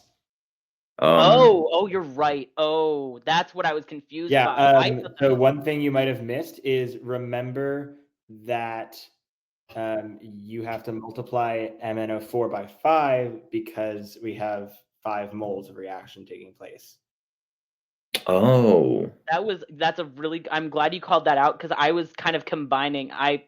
For some reason, my brain combined the two parts, and I thought you were just answering for Fe3 plus, even though you were supposed to answer for both. You're right. That top number is incorrect. And since Dylan pointed that out, I am now positive at the fact that you would not be given the point for correct setup. At least not for part 1. Not for the first bit. Yeah, not for the first. Actually, you only get 1 setup point. Never mind. Yeah, so he wouldn't get it. You'd get 0. Yeah, 0. I'd give it the 0 points. I would give a half a point if that's allowed technically because you did get the correct second number. Mm-hmm. So in this situation, I'm going to try and explain it verbally. If you want to try and write it down as I go, feel free to, because I think that'll be a little bit clearer than me just trying to verbally explain what I am reading right now. But in order to calculate the amount of Fe plus 2 plus that you would have at equilibrium, you need to take your initial Fe2 plus and subtract the 5. The rate. I'm trying to think of the best way to verbally explain this. The amount of MnO4 that you would have after reaction, but accounting for how much of it there is generated for every 1 mole of Fe2 plus. So for every 1 mole of Fe2 plus, you have 5 moles of MnO4. Yeah, there we go. So taking that in mind, you know that your initial amount of Fe2 plus was 0.60, and you would subtract 5 sets of 0.10 molarity, since you're generating 5 moles for every 1 mole of Fe2 plus, which would give you 0.10 molar for the first part of the question with regards to the concentration of Fe2 plus. And then going into the second part for Fe3 plus, you would be looking more specifically at the amount of Fe3 plus that was generated alongside, I believe, if I remember the initial reaction correctly. I'm going to check myself real quick. Yeah, okay. The amount of Fe3 plus that was generated alongside. It's right at the top of the question. Right above where the half reactions are listed is the best way to see the full reaction of this. Also, the concentrations that you have for the initial. Yes. Yeah, it's at the top of the problem. I just highlighted it, so that's where you get those numbers from. So the initial concentration of iron 2 plus, and the initial concentration of what is it, permanganate? Don't ask me. I can't answer that. Polyatomic ions. That's why I said MnO4 and all that stuff. I didn't know. I'm a stickler for naming, but that's where you get those numbers. So yeah, and then the 5 is the stoichiometric coefficient. Yeah. However, you were definitely on track for both of your explanations. If I could give you half points, I definitely would. And I honestly, if you had shown your work for the Fe3 plus, I would have given you that credit as well. It's just the first one that was a little bit off, but in terms of concept, you're completely on track. You just have to take into account the coefficients. Yeah, it is what it is. So I had fun with that question, and I learned something new. So, and guys, to make a point, this is our man of getting an 86 out of 5 on the AP exam. We all make mistakes still. It happens. You can get a 72 and still get a 5 on this exam. 86 out of 5. That's crazy. I think that's our last major FRQ, right? Yep. And after that, we get to have the TED Talk. Yep, TED Talk. TED Talk with me. Just a reminder for the chat, study guides as well as slides, and this night's live stream will be up after the meeting. All right, so hi, it's my turn, guys. What's up? It's time to go over what to expect on the exam day. Now, I'm not one of y'all who is taking 5 exams all at the same time, but I have been taking AP exams since freshman year, so I kind of have been able to see how these exams have changed, as well as the best ways to effectively handle some of the stress and the circumstances around the AP exam. Yes, there is one more FRQ in the slide. We need time to go over other stuff. Yeah. We also want to make sure you guys have time to ask your own questions. Yeah, exactly. Thank you. That was a far better explanation than what I just gave. So let's hit the first slide. That isn't this one. So let's go over a broad blanket schedule of what we're going to be doing collectively before the exam. Tonight, don't cram after this cram. This cram, there's a reason that we're focusing more on application and you guys' worries and such, rather than content. And that's kind of getting down to one of the lower points. Studying very nitty-gritty stuff right now is just going to stress you out. People are asking. For those of y'all asking, I've taken human geography my freshman year. That's an AP World my sophomore year. Chem, Lang, and whoa, hello. Another one. I'll get back to you on that one. Chem, Lang, and another one that clearly did not stick out that much. And then Lit, 2D Art, and Environmental Science this year. So yeah, there are my credentials, including an AP I don't even remember. Anyways, so don't cram. If you guys are going to force more into your head, there's a potential that you're either going to lose it and then lose sleep in the process, or you're going to shove something else out of your head. So don't go and just try and get this entire class in your head. What you know, just keep in mind the interconnectivity of it. Second of all, get a good night's sleep, ideally 8+ hours. A little tip that I personally use, just because I know it works with my system. However, if you haven't used it before, I wouldn't necessarily do this. Most people's sleep cycles go on a schedule of an hour and a half. So if you can time when you go to bed to when you wake up with being some interval of an hour and a half, for example, 7.5 hours to 9, or 7.5 hours or 9 hours in an ideal world of sleep would be a good time to wake up, allowing you to feel refreshed. We already went over the studying part. Don't go shoving a ton of information in your head. If you want to think about the interconnectivity, awesome, cool. But don't go like, unless there's one topic that you're like, hey, I just need a refresher on the details, just let yourself rest for the night, you guys. Plug in your calculator and pack your bag. You're going to stress yourself out in the morning. You're going to second guess yourself so much. Just have it done in the evening. That way your stress will be in the evening and you won't be stressing about it when you're already stressed about the exam in the morning. And biggest point in my opinion, this exam does not define you. I don't care if you're trying to get a PhD in chemistry someday and you fail the AP exam, this does not define you. If you're trying to go into med and you fail this exam, this test does not define you. Of course, getting a good grade on this test is absolutely amazing. And I'm really, really rooting for all you guys, and I think you are all fully capable. However, it is a very difficult test, and we all do recognize that. So this test does not define you. The way college board tests are set up is very much regurgitation of information, and not everybody is built to do that. Some people are a lot more application, and the AP tests in general don't really always allow you to use application to the fullest extent that reflects the real world. This test does not define you as a student or a student of chemistry. You're brilliant no matter what, and you've gone through a very difficult year or semester depending on your school. You guys have done brilliantly. As for tomorrow morning, eat a full breakfast. Try and hit as many food groups as you can. Get that protein. Honestly, in my opinion, some people might disagree. Get some carbs. It'll keep you full for the whole test. Veggies, fruit. Get a good glass of milk if you like milk. I might get side-eyed for that. If you like milk, go drink some milk, you know? Bring a water bottle, your calculator, and a snack for the break.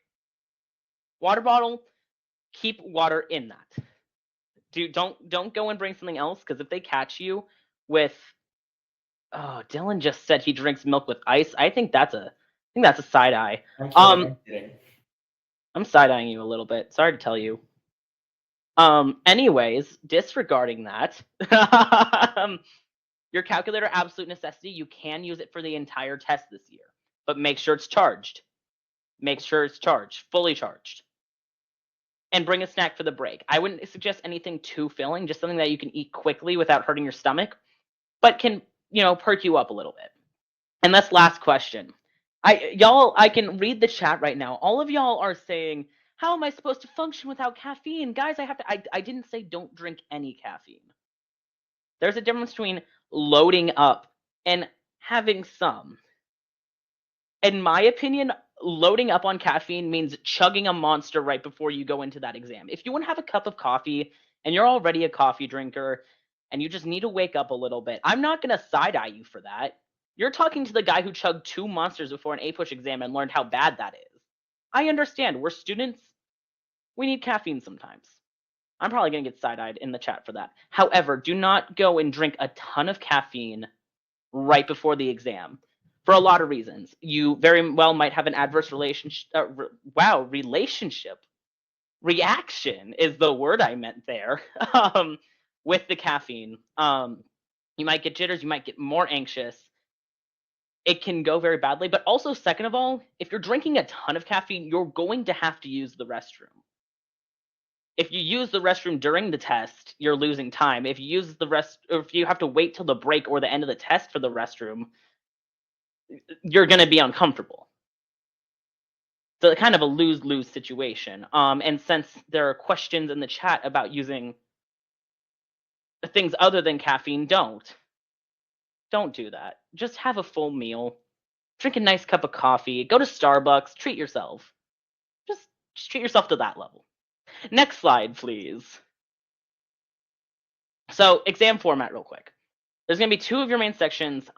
Both of them are going to be equally weighed. So your main sections are going to be your multiple choice section and your free response question. Your multiple choice is going to be 6D questions in 90 minutes. Can be based off of graphs, stimuli, data. I've seen some like not long passage, but like paragraph passage questions. It can be any of the units, any information possible. And I'm trying to think of some important points to give. A lot of them can be interconnected. There, you will get question sets that are like, for this stimulus, you'll be answering questions 7 through 9 or 11 through 13. You can be given like a piece of stimulus that will apply to multiple questions and build off of itself.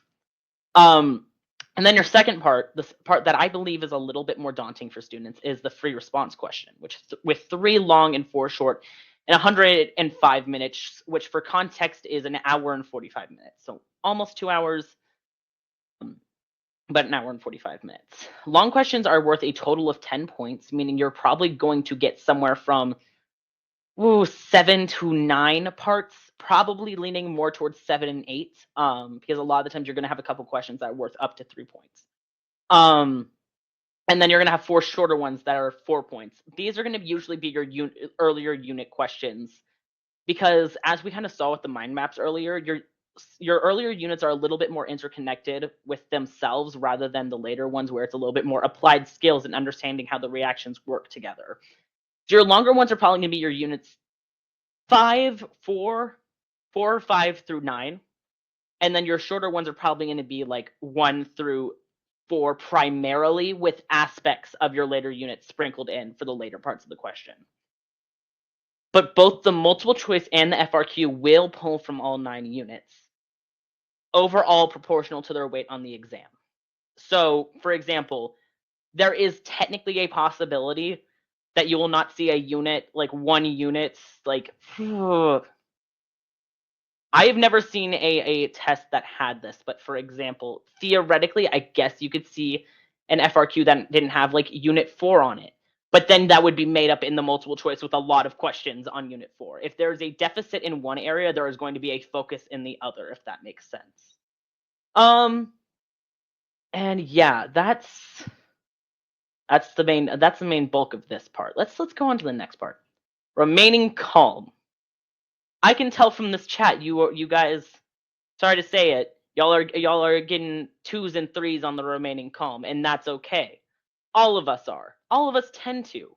Even seasoned veterans of AP exams will feel very anxious leading up to that exam. Mid-exam, pre-exam, the stress is real and it can get very difficult to deal with. And at times, that anxiety can mean I need to back away from a question, take a breath, and then come back to it later. And this goes back to some of our tips from night 3, where it was guessing is okay, try and eliminate some answers to make it more likely, flag the questions, and just move on. It's okay. Remember that one question is a very small part of this exam, and you can still get a 3. You can still get a 4. You can still get a 5 without getting all the questions right, even while skipping and just guessing on some questions. 72% accuracy on average can get you a 5. Can I make a note here? It can get you a 4. A 42 can get you a 3 on the exam. That is less than half of them right. And you can still get a passing score. Can I tell a quick story here? What? Can I tell a quick story here? No, you can't, Dylan. Ugh. Well, yeah, of course. just to calm y'all's nerves. I have a story about my AP Chem exam that I might have told for the last 5 nights. But for context, I got a 5 on my AP Chem exam when I took it my sophomore year of high school. I bombed one of the long FRQs straight up. Like when I went back and like checked the answers alongside what I thought I put, I lost like 70% of the question. Like it was a bad performance in that one question. Still got a 5. You can get a 5 and bomb a question. So don't feel worried if like you don't, you know what I mean? Like don't freak out if you have a couple of questions you're not confident on. Also, you can bomb to an extent, the multiple choice or the FRQ. And if you do really well on the other section, like if you're somebody who really succeeds with the FRQs, but you struggle with multiple choice or vice versa, theoretically, if you do well enough on the one you're strong with, and then you still get a good, like some of the other section right, you can still pass. Theoretically, if you got, going off of this average, knowing that multiple choice and FRQ are equally weighed, I think, Dylan, tell me if I'm wrong, you could get 0% on the FRQ, and if you got an 84 on the multiple choice, you would still pass that exam. I'm sure, depending on like the weights and biases. Yeah, depending on the year, give or take. No, I'm not saying skip Don't the rely FRQ. on that. Don't rely No, on that. I'm not. That's not what I'm saying. That was supposed to be adding. That was supposed to be relieving stress, I don't not want you giving to take ideas. this as like, oh, cool. If I feel okay at the end of the exam, at the end of the multiple choice, I can just walk out. No, that's not what I'm saying. But the point is, like, if you feel pretty okay walking out of that exam, and like I'm pretty sure you got at least more than a couple questions right, you stand a good chance. Like people forget that, like, to get a 5 on an AP exam, imagine that as the equivalent of getting like a C- on the exam. That's a 5. So like you don't actually have to do all that well representatively to get a 5 or a 4 or a 3. You get more questions wrong than right and get a 3. Going on the other end of that, if you don't get that 3, that does not mean you're any less of a student, to be clear. And I know we're trying to make you guys feel better by saying it is easy to pass. Even if you don't hit that threshold, that is completely fine. And you want to know why? Classes don't always teach for the curriculum. Sometimes they teach the way the teacher wants to teach, first of all. And then second of all, tests are hard and these tests are made to trick you. They're never going to give you like a trick question, but they're made to be difficult. And that's okay. It is okay if you don't necessarily hit that 3. And we're going back to the first point. These tests do not define you. You guys, totally okay if you don't pass, but hold confidence in yourself. You guys totally have a chance. Just keep motivation and keep yourself going. Don't give up even if you want to. Even if you feel like you've bombed the last 10 questions, keep going and hold yourself high. You guys have this. You guys have a real possibility. Okay? That sounds so, sorry, the way you worded that, you guys have a real possibility. You guys got this. You guys got this. Sorry, I'm just teasing my line. Don't call out my... You guys got this. You're going to do great. You guys are going to do amazing. And even if doing amazing doesn't necessarily mean you get a 3, you guys have spent your entire semester, at least, if not entire year on this class, working and building your skills.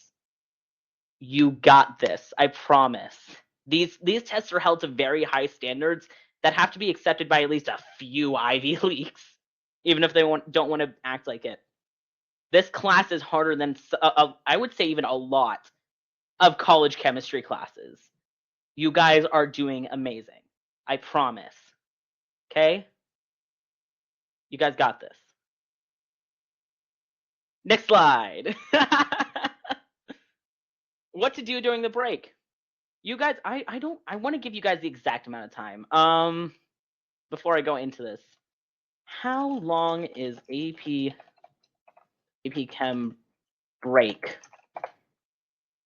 10-minute break. Okay.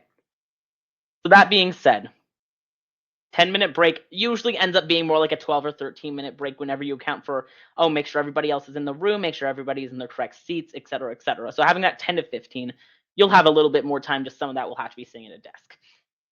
Use this time to relax. Don't go and like dwell on the sections. Don't be freaking out about the FRQ section. Just take a minute and let your brain rest. Technically, you're not allowed to talk about this exam with your classmates. So just help each other relax. the best you can.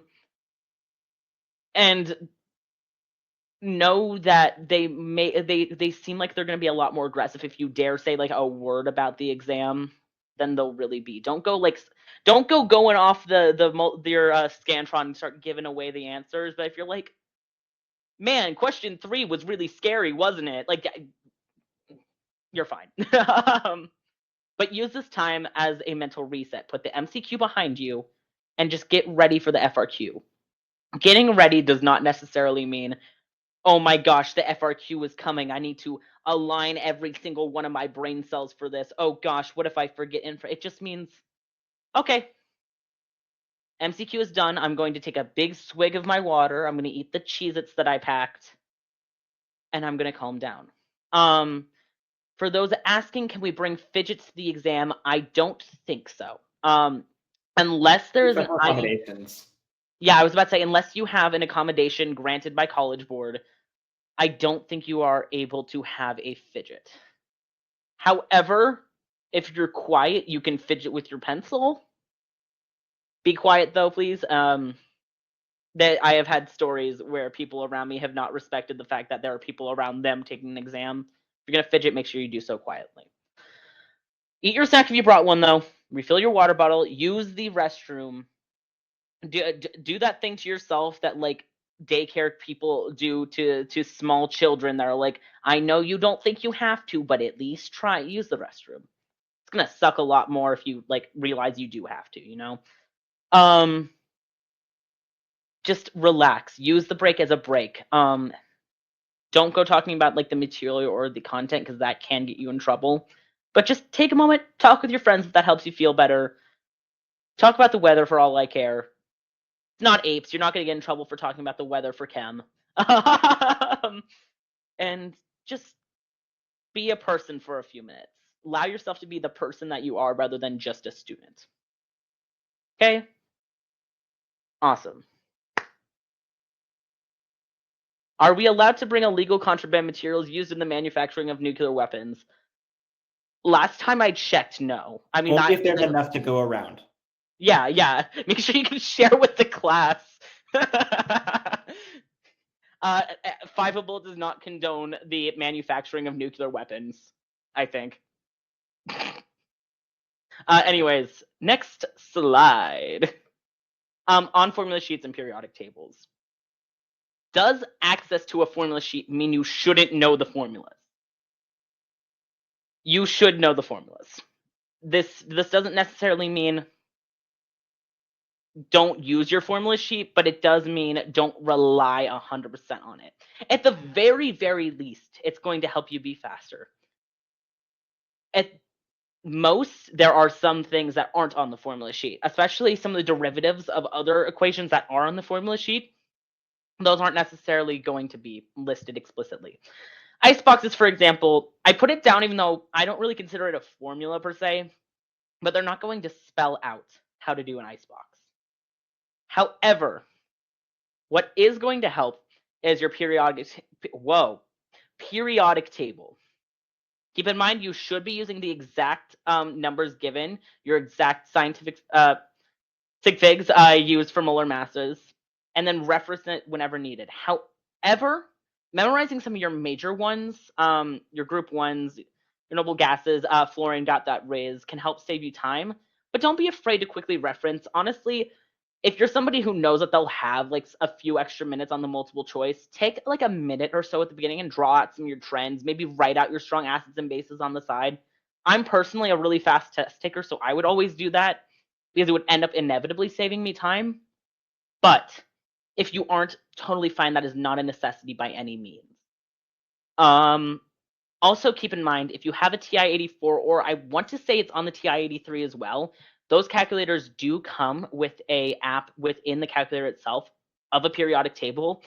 If you're at a point where you are completely stressed and you know how to get to that periodic table more quickly than you believe you can just figure it out in your head, use that. It can tell you the ground state configuration of them. It'll tell you some trends, I believe. It's nice to know that it's there, especially knowing that you can use it on the multiple choice this year where you're going to have some more of those questions. Yeah, those are the big points. Next slide. Open Q&A. Can I get my friends down to the audience? We made it. We made it to the open Yeah, we made it to the Q&A. fun part, y'all. Let's get excited to talk about chemistry. Titration time. Let's put this on the wing. There we go. I fully embrace my identity as titration man. My identity is motivational speaker. Okay. I'm gonna go Librium man. Yeah. I'm your atoms like to hang out around each other, man. All right, so how do Okay, we... so how do we wanna I'll do pull up this? some Q&A questions. Yeah, and we have can- some listed in there, and I've been trimming it down so that it's not just like broad content questions. I want to know if you have a question, instead of dropping it in the chat, use the Q&A section because that's where we're going to be pulling these questions from. So if you just drop the question in the chat, we might not see it. Use the chat to ask clarifying questions that we'll try our best to talk about and reach, or just to chat with each other. So that's how we're going to organize this. So like if you ask a question in the chat that isn't related to what we're talking about, we are going to disregard it. So that is a nice way of putting what I said in my head. Yeah, no, I was going to say disregard is the best answer. Anyway, Yeah. When can you use the Hasselbalch equation? Do you mind if I take this one because I'm on the acids and bases, man? No. I was looking at you the whole time. All No, right, you're not allowed, Dylan. Sorry. Henderson Hasselbalch. For context, I love this so much because one of the first things I saw when I learned this was a picture of David Hasselhoff labeled the Henderson Hasselhoff with the equation under it. It was the funniest thing I've ever seen. I love it. Anyway, so it's so good. So the Henderson Hasselbalch equation is used to find the pH of a buffer or the pOH of a buffer. There's two variations of it. The most common is pH equals pKa plus the log of the ratio of the conjugate base to the acid, right? It's the conjugate base to the acid, right? A over HA. Okay. So you use it to find the pH of a buffer. It is particularly useful when doing titrations because when doing a titration with a weak acid or a weak base, there will be some region in which you have a buffer. So to find the pH at those points, you will need the Henderson-Hasselbalch. So that's what it is. It's just an equation that you have to use for buffers. All right. I have nothing else to add to that. I will give a quick reminder. I'm going to give an example of a question that we're going to disregard. Can you go over big, broad concept? Can you go over Unit 3? No, we can't. Sorry. Ask us a more specific question. We can. Yeah, that's a good point. We, A, don't have the time, and B, shouldn't be talking about these big units. We don't have time to like drill all that in. So we're here to talk about the nitty gritty kind of quick things that we can like tune up for you guys. Think of this as like a 2-minute tune up. Mm-hmm. How do you determine? You got this one again. I can take it. How do you determine the conjugate of an acid base? And can we talk about the buffer equation? The buffer equation, I'm assuming, is the Henderson-Hasselbalch. We love, we praise, all hail the Henderson-Hasselbalch. That's a good poster. You have it in your room, but you're hiding it. Anyway, to find the conjugate acid or base, think about when you have that acid. So for an acid, what does it dissociate into? It will dissociate into something that wants a proton. So that's base. It's its conjugate base.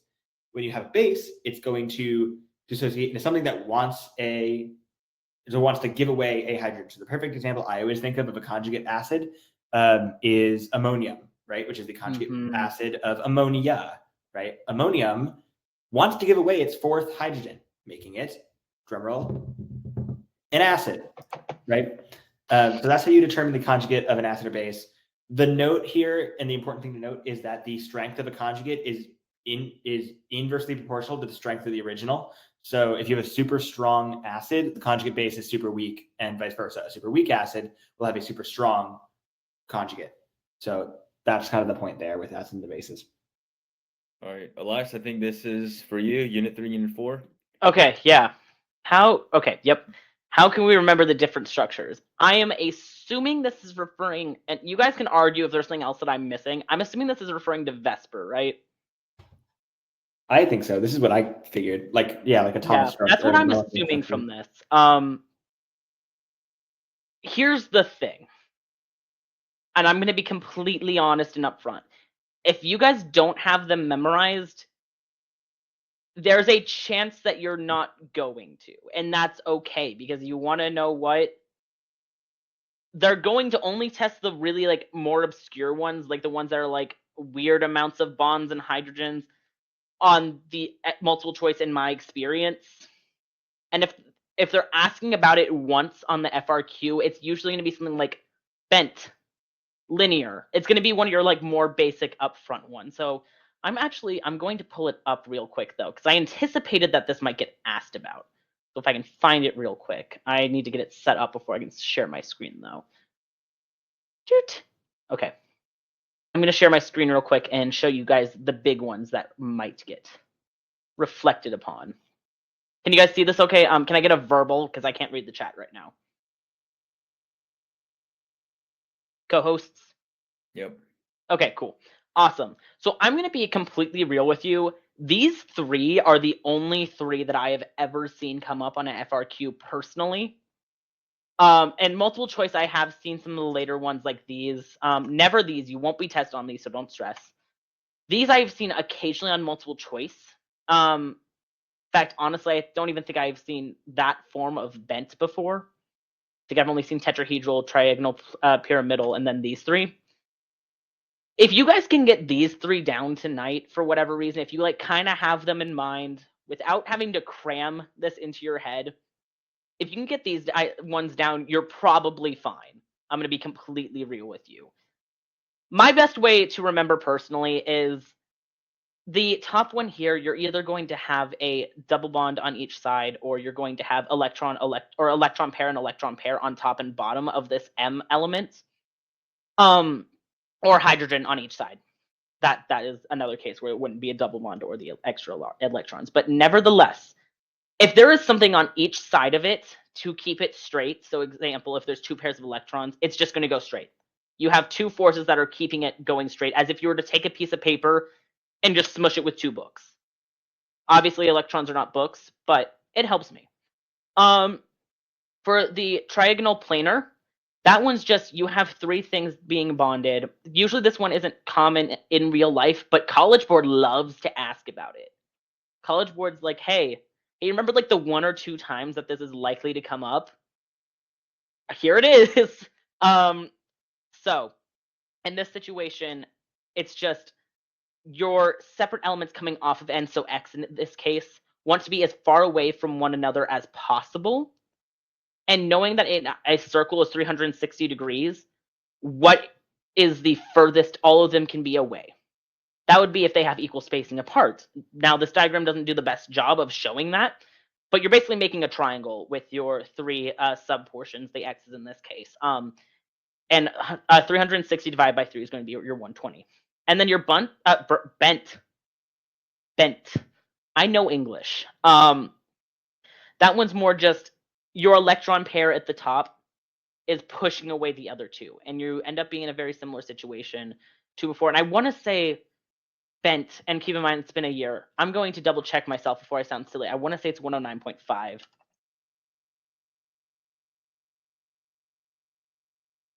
Okay. So it's less than 120 if there's one pair of non-bonding electrons. So as you can see up here, that's this example. It's going to be less than 120, and you can write it as such on your FRQ. And then if there are two pairs of non-bonding electrons, so this bottom example right here, which is less likely to be shown on the AP exam, it's going to be less than 109.5, because that one you have even more electrons pushing the elements even further away from those electrons. So it results in those two sub-portions of the molecule, for lack of a clear explanation, to be forced to be closer to each other. But in this case, you can write down less than 120 and you'll be completely fine. So those are the big three that I would be concerned about. If you can get those three down by tonight, it's fine. If you can't, you're missing like a question at most, in my experience. Yeah. Okay, so next question, and I kind of answered this through the Q&A stuff, and I'm going to just say the comp that I put, but I also want to get your guys' opinion on this one. And it states, by the end of the cram, my exam will be after 6 hours. What stuff should I focus on last minute? And I stated that there's three things you need to focus on: sleep, sleep, and sleep. That's what I was you need to gonna say, focus on. I didn't mean, see your comment, and I was like, you shouldn't be revising. You should be sleeping. In fact, Exactly. go to sleep now. If your exam then Hey, is in no, 7 no. hours- Go to sleep in 42 minutes. if your exam is in 7 hours, Wait, oh yeah, no, never mind. Yeah, go to bed now. yeah. If Leave. your exam is in 7 hours, it is more important to get the sleep than to get the marginal material you might get in the next 40 minutes. If your exam is in 12 hours, then hang out. But yeah, if your exam is in less than 8 hours, I give you full permission to go to bed right now. Get your honk shoe ZZZs in. Yeah, sleep. Nobody will be hurt. We will all completely understand. Okay, so this one is a doozy. This one's a Have fun, big one for Dylan. you, Dylan. No. Make it titration. Oh, here we go. He got excited. I You got like love so hyped to see that. No, it's because I saw this question earlier and got so hype about it. I love what I do. Okay, I love acid and bases. Okay, specific question. I know that when you are mixing an acid and base together, you can tell if it's an acidic or basic solution based on how much moles of acid or base. If there's more moles of acid, it's acidic. If there's more moles of base, blah, blah. However, could you do the same to compare the molarities? No, because for example, let's say I have 1,000 molar hydrochloric acid, and I have 0.1 molar. Okay, I'm going to say 10 molar hydrochloric acid, and I have 1 molar sodium hydroxide, and I have 100 milliliters of that sodium hydroxide, and I put a little drop of that high concentration HCl in there. Just because the concentration is higher doesn't mean I have more acid. It just means I have more concentrated acid. So you need to look at the direct number of moles, and that's relative to the equation too. Like, for example, if it was like, 15 moles of acid reacting with 1 mole of base or vice versa, that changes things. But it's all relative to the stoichiometry. It's most of acids and bases with these acid-base reactions is just an exercise in stoichiometry. If you can do stoichiometry and you feel really good about that, you can do acid-base reactions. And by extension, acid-base titrations. This is why I get off on my soapbox about titrations. People get really scared by them. It's a stoichiometry problem. That's it. They're not that scary. Not that you're like wrong for not like enjoying them. But it's like to ease your nerves, they're a stoichiometry problem. Can I give a little before we clear the question? Can I give like one little easy way to remember the molarity isn't as important in this situation? Yeah, if you're like trying to look at direct quantities. Yeah. I don't care how much of a 1.0 times 10 to the negative 500th amount of acid you have, it's not going to make a dent on a 1 billion molar amount of base. That is my best way of, I think, explaining that. Like, it really depends on the strength, and obviously that explanation is absolutely absurd, and you would probably never see it in real life, but it's a way to remember. If you had 1 billion concentration acid, we've got problems. I think we'd have like a hole through the core of the earth at that point. Yeah. What is the pH of 1,000 molar hydrochloric acid? Too low. Wait, I'm gonna look it up now. No, it'd be 10 to the minus 1,000. Or negative log of negative. Oh log yeah, fair. Yeah, that's a good point. That's an easy question. Whoops. It'd be negative log of 1,000. It'd be like negative something. Something very small. So let's look at this one. Can we go over important trends to remember? This is unit 1 and 2 stuff. I'm gonna say this real quick. Can I start? Go for it. You got it. Fluorine got that Riz. Electronegativity. The closer you are to fluorine, the more electronegative you are, the more you want to pull stuff in. Yep. And then ionization energy increases as you go past the periodic table. Just pull it out, just like grab. Yeah, they're ready. Dude, whole year of AP chemistry, I was living with this thing. Heck yeah. After Breaking Bad, I bought one of these and I was like, I'm gonna start cooking, baby. They're gonna call me Mr. White from now on. Hey, my cooking has been paying off. And I'm gonna try to major in chemistry so that I can get better batches. Survivable does not condone cooking drugs. Okay. Jokes aside. So ionization energy is going to increase when you go this way.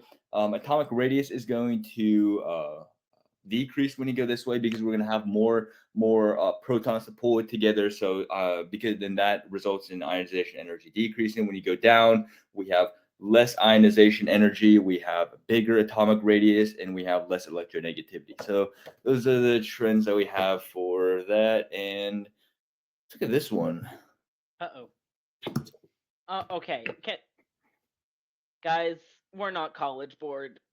We don't know the test. We can't tell you that. We can wait.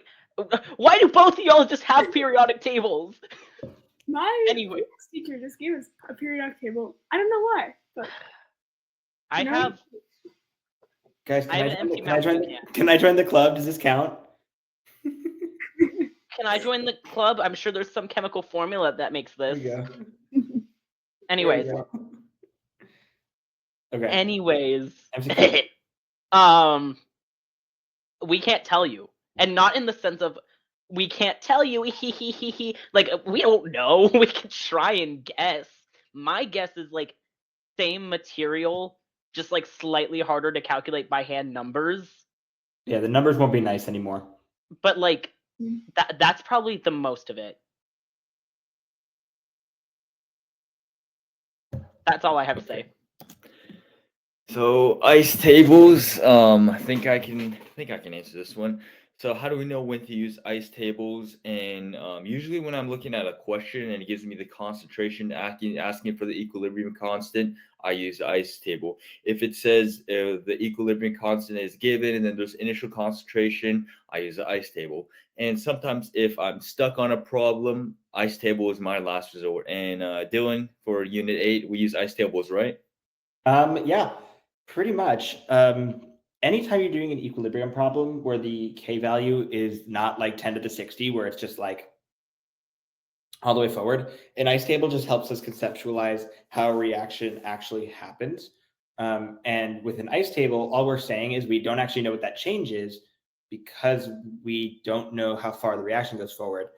So then we can solve using the equilibrium constant. So yeah, any sort of equilibrium problem, an ice table will probably come into play. Yeah.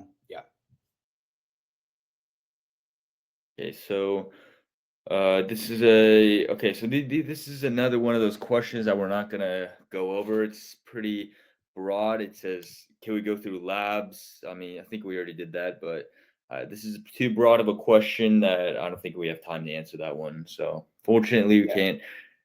A titration is when you throw a base in an acid or an acid in a base, and you do it with a long drippy thingy. Long drippy thingy. The drippy thing. Hey, could that go as an explanation? Long drippy thingy. Yeah, full That's point. titration. You win the entire test. Yeah, actually, fun fact: there is a secret word that if you use it on the exam, you get a 5. No, I'm kidding. It's long drippy thingy. Use code redox titration for 10% off your next exam.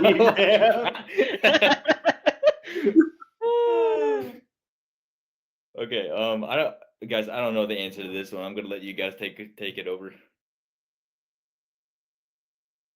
That's a Unit 8 thing, sort of. So I'll take it. I don't think I should be the guy to try and explain this. Like, I know it in terms of concept, but I don't think I could teach it. So molar solubility is basically a molar solubility has a connection specifically to KSP, at least in the concept that you guys are asking. All molar solubility is how many moles can you put in 1 liter? That's it, right? So it is typically found by when you get a KSP, finding those equilibrium concentrations. That is assuming a 1 liter sample, so we have that molar. So that's the idea there. Yeah, let me drop actually a video from because we don't have time to work through problems. Let me drop a quick video that if you want to like scroll through, that will give you the kind of the quick dish on molar solubility. Okay. This one is it's a decently specific one. Just to review on this one, how do we know if a galvanic cell, which one is the anode and the cathode? So You will be given the half reactions, I believe, every time you are given a galvanic. Dylan's giving me a head wag. You might be given reduction potentials. Yeah. might Okay. be Yes. given Sorry. the extra half. That's a better way of putting it. I had that in my head. You're good. You will be given the reduction potentials for both of the half reactions occurring in your galvanic cell. In your galvanic cell, you always want it to be a positive number. Because if it is negative, that means it requires electricity for the reaction to proceed. I'm looking at myself in the webcam and I look terrified while I'm trying to explain this. So in order to make sure it's positive, your smaller reduction number is what will become your oxidized state or oxidized half reaction. Because that way, when you subtract it from the bigger number, it will still be a big number. And then from there, you just think about oil rig, where your electrons, oxidation is loss, reduction is gain. Dylan, you're muted. Anox red cat. Yeah. Okay, another Unit 8. Man, there's so many Unit 8 stuff. How do you determine the pKa and interpret it? All right. Wait, did someone drop a Rickroll in the chat? I dropped a legit video. Wait, someone dropped Rickroll? Apparently. Anyway, I actually sent a video from Organic Chemistry Tutor. Oh, okay. I was about to say. Anyway, so how do I determine pKa? Well, as we discussed previously, the P just means negative log. So it's the negative log of the Ka, right? So to interpret that, right, negative log kind of throws everything out of whack. I actually, I Google this all the time, but basically the lower the pKa, the lower the pKa, the more easily it gives up a proton, which means the lower the pKa, the stronger the acid. That's what it is. I'm totally not Googling that right now, right? Because think of it like this. If the negative log of something is a very, very tiny number, like -3, right? pKa is -3. That means the log of Ka is 3. That means the Ka is like 10 to the 3, which is 1,000, right? Whereas the large number, for example, pKa of 5, the Ka is 10 to the -5. So it's an inverse logarithmic scale. It's a little tricky, but yeah. Okay. Ka.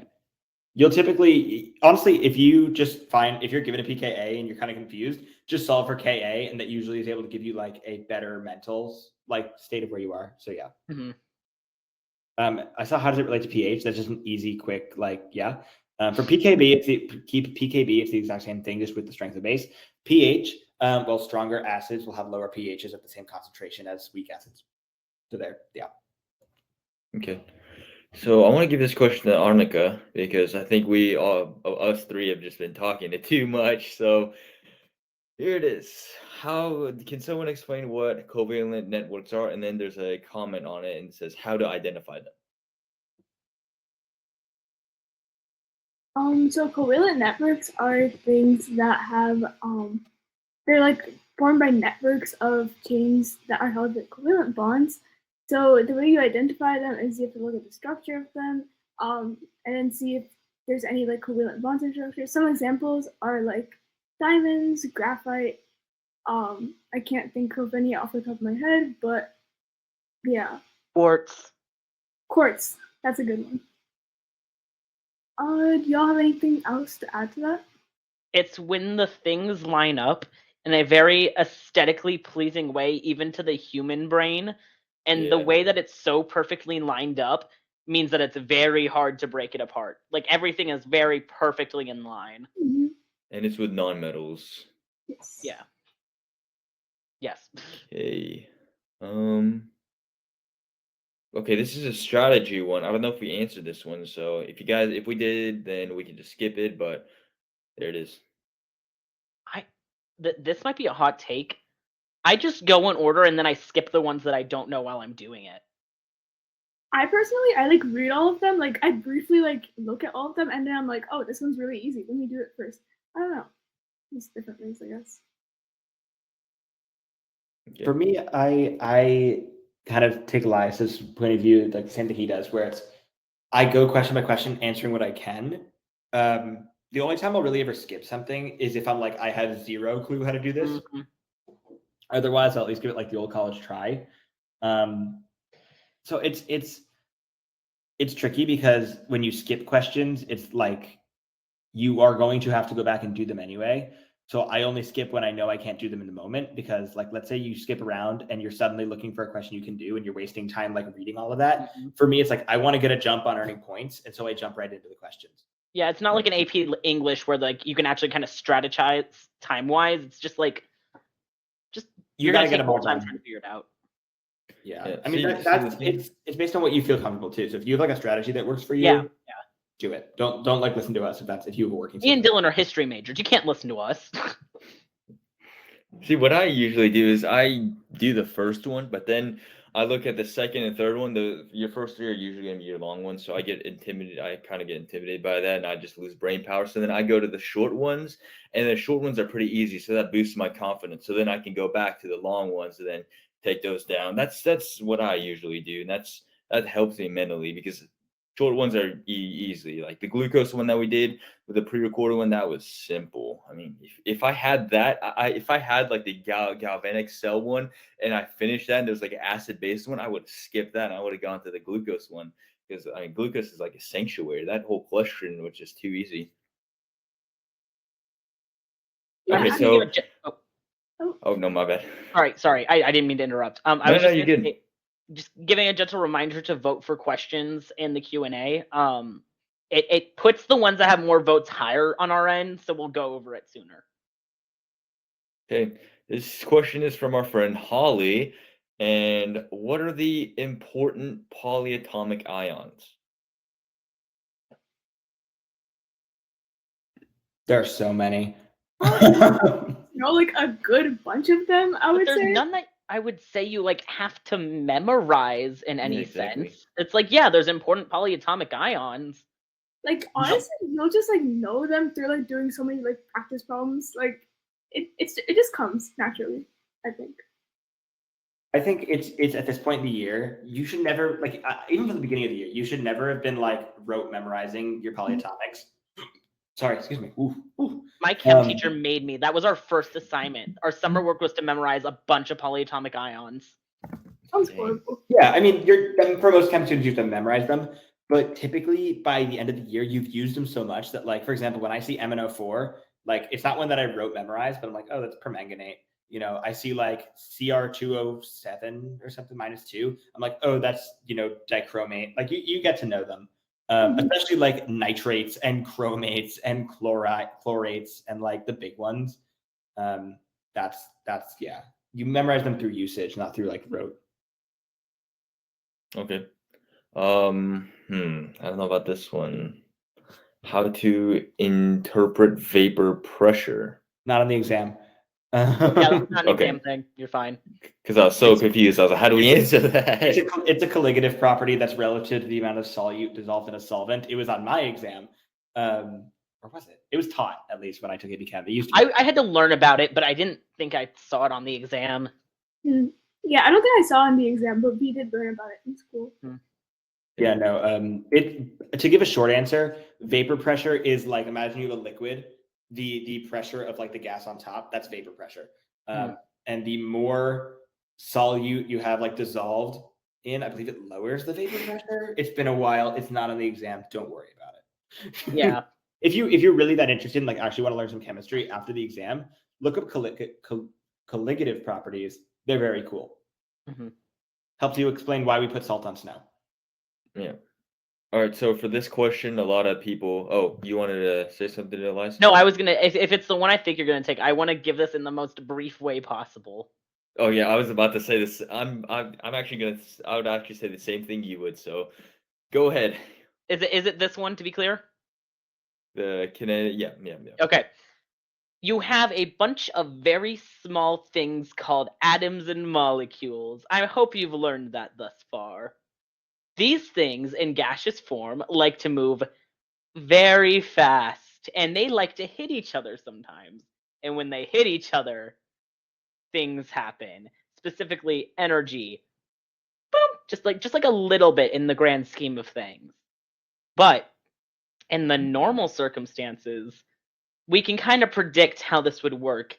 We can kind of predict, like, if there's this many moles, the pressure, or like you'll need this much volume to obtain this pressure, or et cetera, or temperature will handle this. However, once you really get some like really high pressures, you got a bunch of those little gas atoms really smacking each other a whole bunch, or they've slowed down a little bit because of lower temperatures, you can't disregard IMFs that you would normally disregard, because most of the time when we're using our ideal gas theory, we're pretending like there is nothing attracting the two, and we're just acting like it is a random hit. But in high pressures and or low temperatures, they start becoming attracted to each other.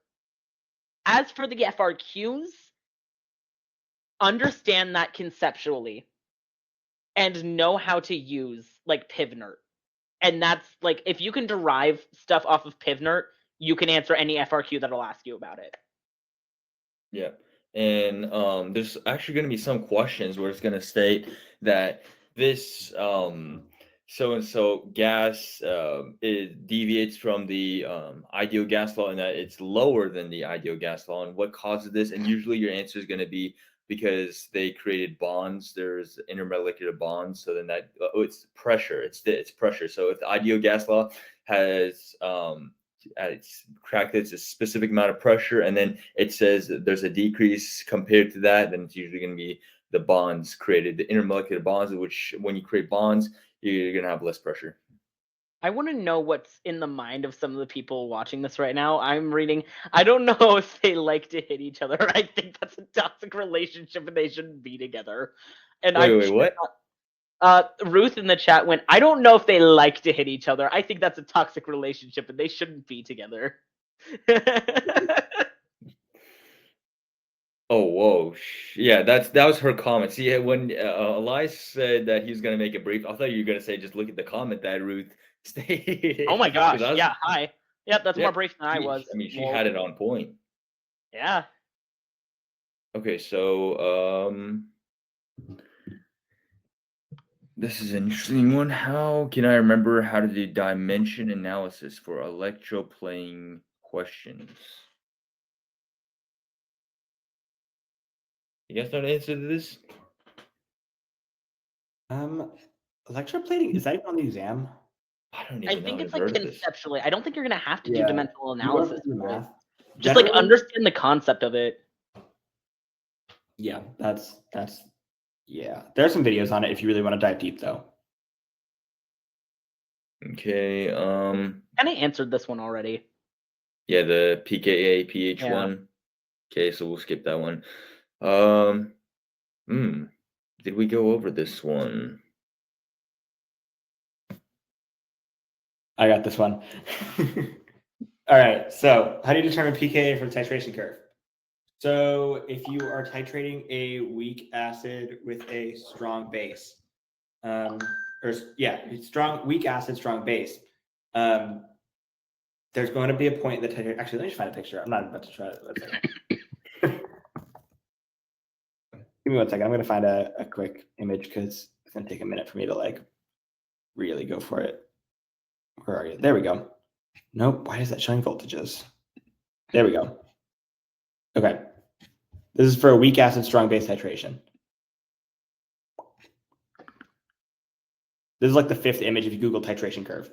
So we have a titration curve. We start with weak acid. We titrate in some milliliters of strong base. Here we can see the equivalence point is 50 milliliters.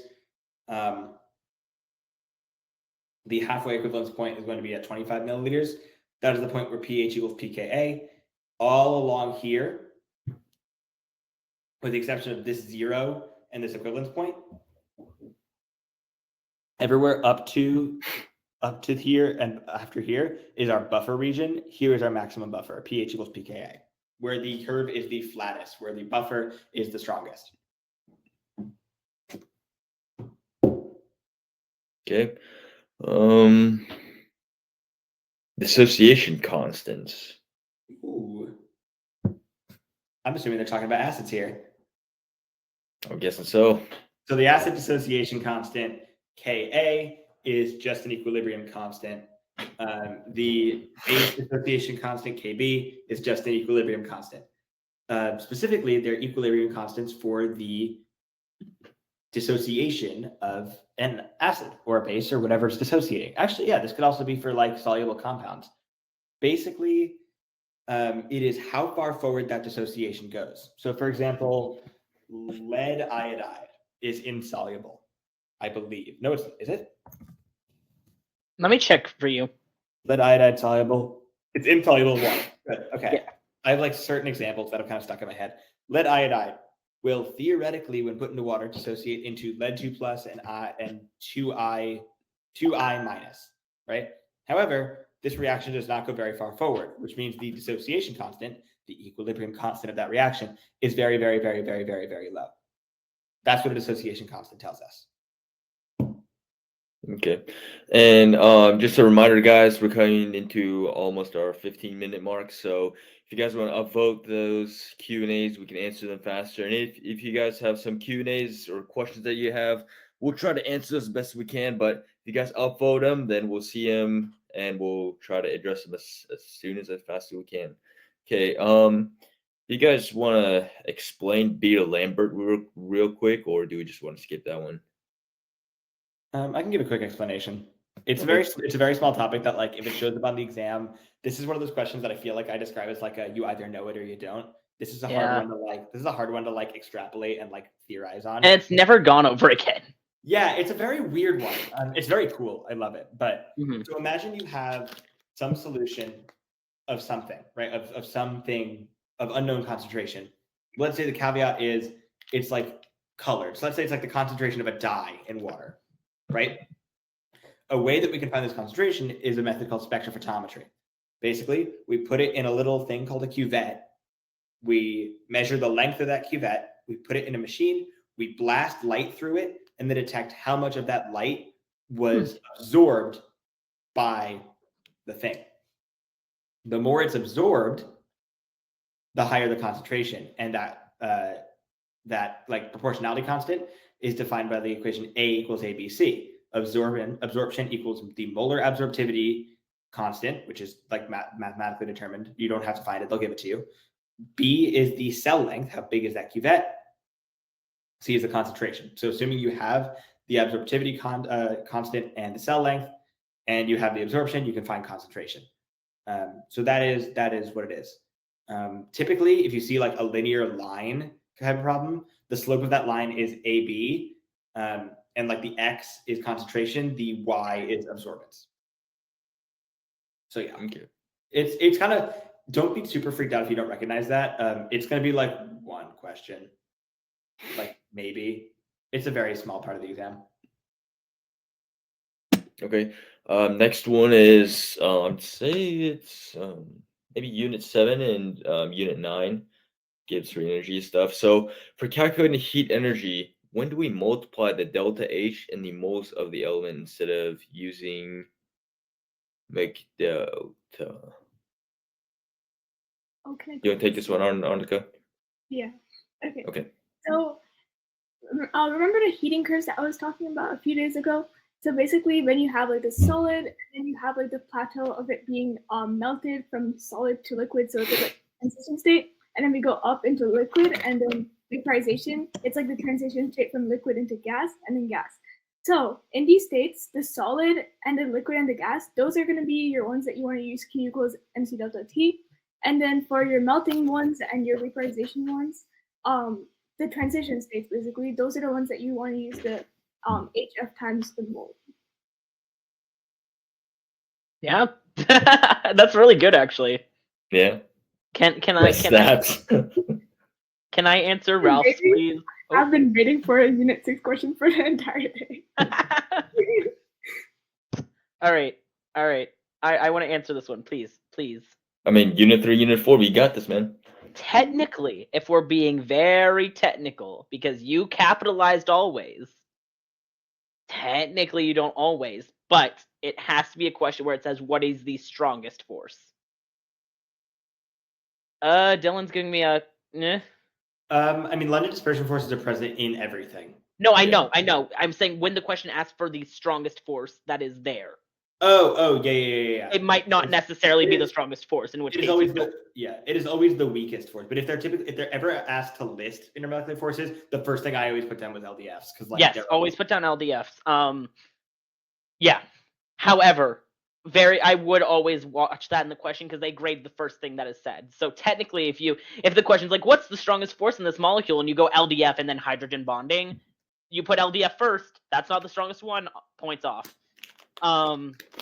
However, when it asks for forces, why do we always put London since they're in everything? Or it says, do we always? Basically, always keep it in mind is my go-to, and then watch for if it says like strongest. Okay. I know Claire's one after. Yeah, you got that one, buddy. Let's answer Hannah's. Oh, yeah. Oh, let's sorry. answer- Sorry. You're good. It's switched on my end. Whoops. Okay, so how do you get delta vapor, I guess vapor pressure or vapor from delta H fusion? I don't think you're ever gonna be asked that. I've never seen that one before. But you can use delta fusion times moles, and that will get you heat energy. So you could definitely do that. But other than that, I don't know. I've never really seen that one. All right, Elias, you got this one. Yeah, I'm pulling up the slide that brings it up. If you were here since the beginning with us, you'll remember that I went over net ionic equations. So I'm going to share a very important slide with you real quick. Green, night 5, shared. College Board directly has stated this.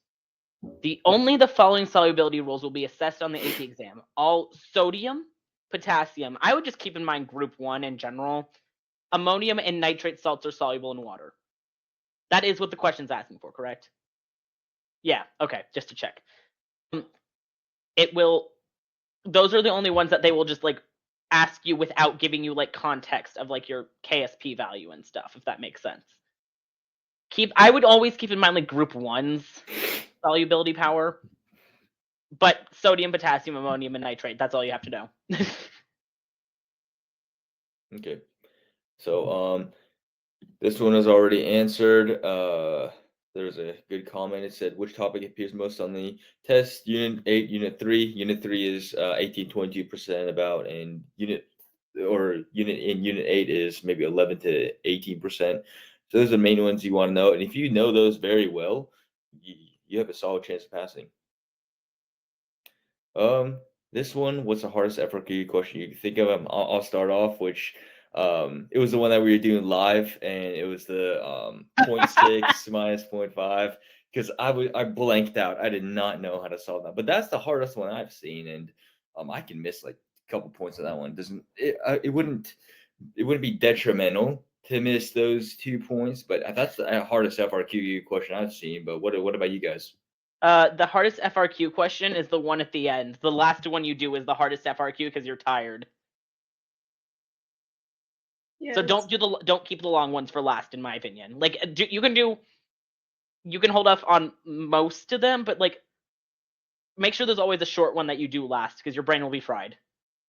especially if you know you're like not great on like managing time. It's better to do the long ones than the short ones, I'm thinking, because those are worth more points though. Yeah.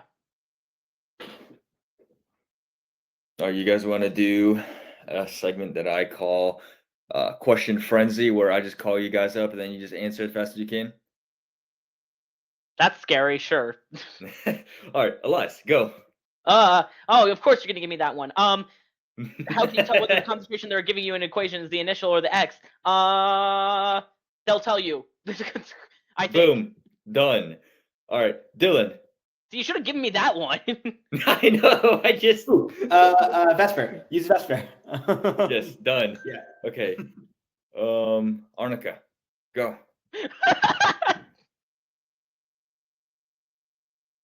What? It didn't come up. Oh, wait, what? I don't know what that is. Okay, no, let's keep on going. Okay, me. How can you go? Can you go over how to find rate law? Rate law is found by looking at your reactants and then boom. All right, but if it's the unit 5, so it's rate law for finding equilibrium subproducts over reactants. All right, let's go. Ask the chat. Oh, that's Dylan. Dylan, go. Oh god. Okay, 7 strong acids. Sorry, I just found out the Bruins lost the hockey game, so I'm like, my whole world is turning upside down right now. So 7 strong acids. You just gotta memorize them. You just gotta. There's no rhyme or reason. I mean, it's a lot of like Steven. Yeah, Steven and I are suffering right now. They just won 62 games. Anyway, no more hockey. Boom. Go Devils. Oh, Devils I are think my now team. this is your question, Elias. Okay. If you said the wrong IFF, you also said the right one. We get the question right or wrong. They grade the first one. However, if you have a feeling that you're wrong, if you have a stronger feeling about one, just write the one down because they might just dock you off for writing both of them and having one of them be wrong anyways. That's my there's the answer. Bye. 6 more minutes. We got to keep up the pace. All right, Arnica, go. Okay. So enthalpy is like the total energy of a system. It's like delta Hot. H, and it's the heat. And the entropy is like the chaos of the system. I remember Elias saying S scary or something like that. S scary, heat, H hot. S scary, H There hot. we Here we go. go. All right. Can we go over titrations? God, no. All right, keep on going. Wait. What was the question? Can we go over titrations? Can we go over titrations while we have Okay. 5 more minutes left? Okay, I got this. Thing of unknown way. concentration. Thing of known concentration. Drip until same amount. Compare amounts. Find concentration. Oh my God, this man. Okay. Which Elias, study, what go. unit should be priorities to study or review first? Go. That's for you. Sleep. Oh, it's for me. Sleep. That's the unit. Go. Boom. All right. Dylan, I don't understand MCQ number 36. We're Wow. skipping that one. That was great. Oh, That was Dylan, this great. is actually an acid one. Go ahead. Okay. What's the question? Can you go over what a Lewis acid is? The definition of a Lewis acid, I don't think it's directly tested, but it's that a Lewis acid is defined as like a donator of electrons. When talking about acids and bases, it's wacky, not tested. 99.99999% of acids and bases you'll encounter on the test are going to be Arrhenius and Bronsted acids and bases. But Elias, I saw you like kind of wince when I said electrons. Am I wrong here? No, I'm upset because the next one isn't going to be me, but it's my unit. No, wait. We'll just give it to you, Elias. You can do it. Okay. Bond, covalent. It's sharing the electrons. It's not like the electron is being stolen. Ionic, you're like stealing the electron. Here's the question: how does this relate to London dispersion? They're separate topics. It's a difference between intra and inter. Inter is between. Your London dispersion, dipole, hydrogen bonding, and ion dipole are going to be like between two things. Covalent and ionic are within. They're separate ideas. London dispersion and everything. Weakest one. Dipole. More strong than. Why does the question keep disappearing? Why is the question gone? That one, it's like, hey, you have different charges on each end, like of the molecule. Hydrogen bonding is just that, but more specific with no ostriches fly. Ion dipole, it's the strongest, and it's when you kind of combine some of the concepts from it's when you have molecule that has negative and positive end, and then a cloud that has negative and positive end, then boom. All right, Dylan, quick. Acids. How can you tell what strong acids only have loose structure? So the key point here is how tightly is that hydrogen held onto the molecular structure. So for example, if the electronegativity is really high of like, for example, HCl, Cl is like pulling on those electrons, right? So it's a really polar covalent bond. So that H is just gonna like, really easily. Compare that to like a slightly weaker electronegativity like fluorine, right? It's a less like tight bond over there. Therefore, it's gonna be harder to pop off that hydrogen, making it a weaker acid. All right, I'm just gonna put start answer, don't, and then finish answer, so then we can say that we stated all the answers. All right, does everything dissolve? I don't know. Okay, so next one. Electroplate. I know this one. Wait. Yes. Dissociation by definition. Dissolving is by definition dissociation. All dissolving is getting like split up by water. Okay, Okay, this now one that you don't need to know. Okay, what's the most important electronegativity value to memorize? 1.7 is for To memorize them. Oh, just damn, memorize. forgot. Just memorize relative values. Florian got that which is Riz. bigger. There we go. Can you go over calculating ionization energy? No. All right, in the I love saying no. It's so funny. In the chemicals MCAT question, when do we do the mass of the water? Blah blah blah blah blah blah. Oh, okay. So if it's just a question where it asks you for one thing, then just do the one thing. But if it asks you for two metals or two different elements, then do both of them. Use the If it asks for one, do. then yeah, just like do MCAT equals MCAT for two different ones. Yeah. Yep. That's my Boom. answer. All right. How to calculate theoretical value? It's all theoretical. It's made up. You don't need to calculate it. Use the like that's the math. That's when you do the math. Like theoretical Yeah, do the value math. is when you're like doing the raw stoichiometry. So like if you know how many moles of reactant you have, you can calculate the theoretical yield based off of that by doing the literal stoichiometry. That's all that means. Guys, I think we should just wrap up. I No, don't think we're getting this last one so I can say it. Okay. No. Yes, guys, we did it. We did it, guys. There's we so many answered how many questions? 47. Yeah, Okay. we did it. So we've got 1 minute left, 60 seconds left. All right. So final notes. Have fun tomorrow. Enjoy yourselves. Treat yourself after the exam. I meant to say that all night. Finish up that exam. Get out. Buy some Starbucks. Buy yourself a nice lunch. I don't know. Buy yourself a nice dinner. Watch a YouTube video. Or be like Watch a movie. Watch the hit movie Abraham Lincoln Vampire Hunter. Use that. Have fun after the exam. You guys are so amazing. You guys are wonderful, amazing humans who are going to kill this exam. Thank you for letting us be a part of your chemistry journey. We hope we can help. Yep. Yes. And now fill out the survey. Fill out the survey. But yeah, now that we are done with chemistry, become history majors.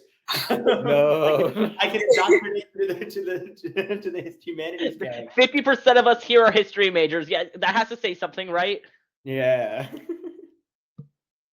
Oh boy. It's 10. Yay! We did it. All right, guys. Goodbye. Bye.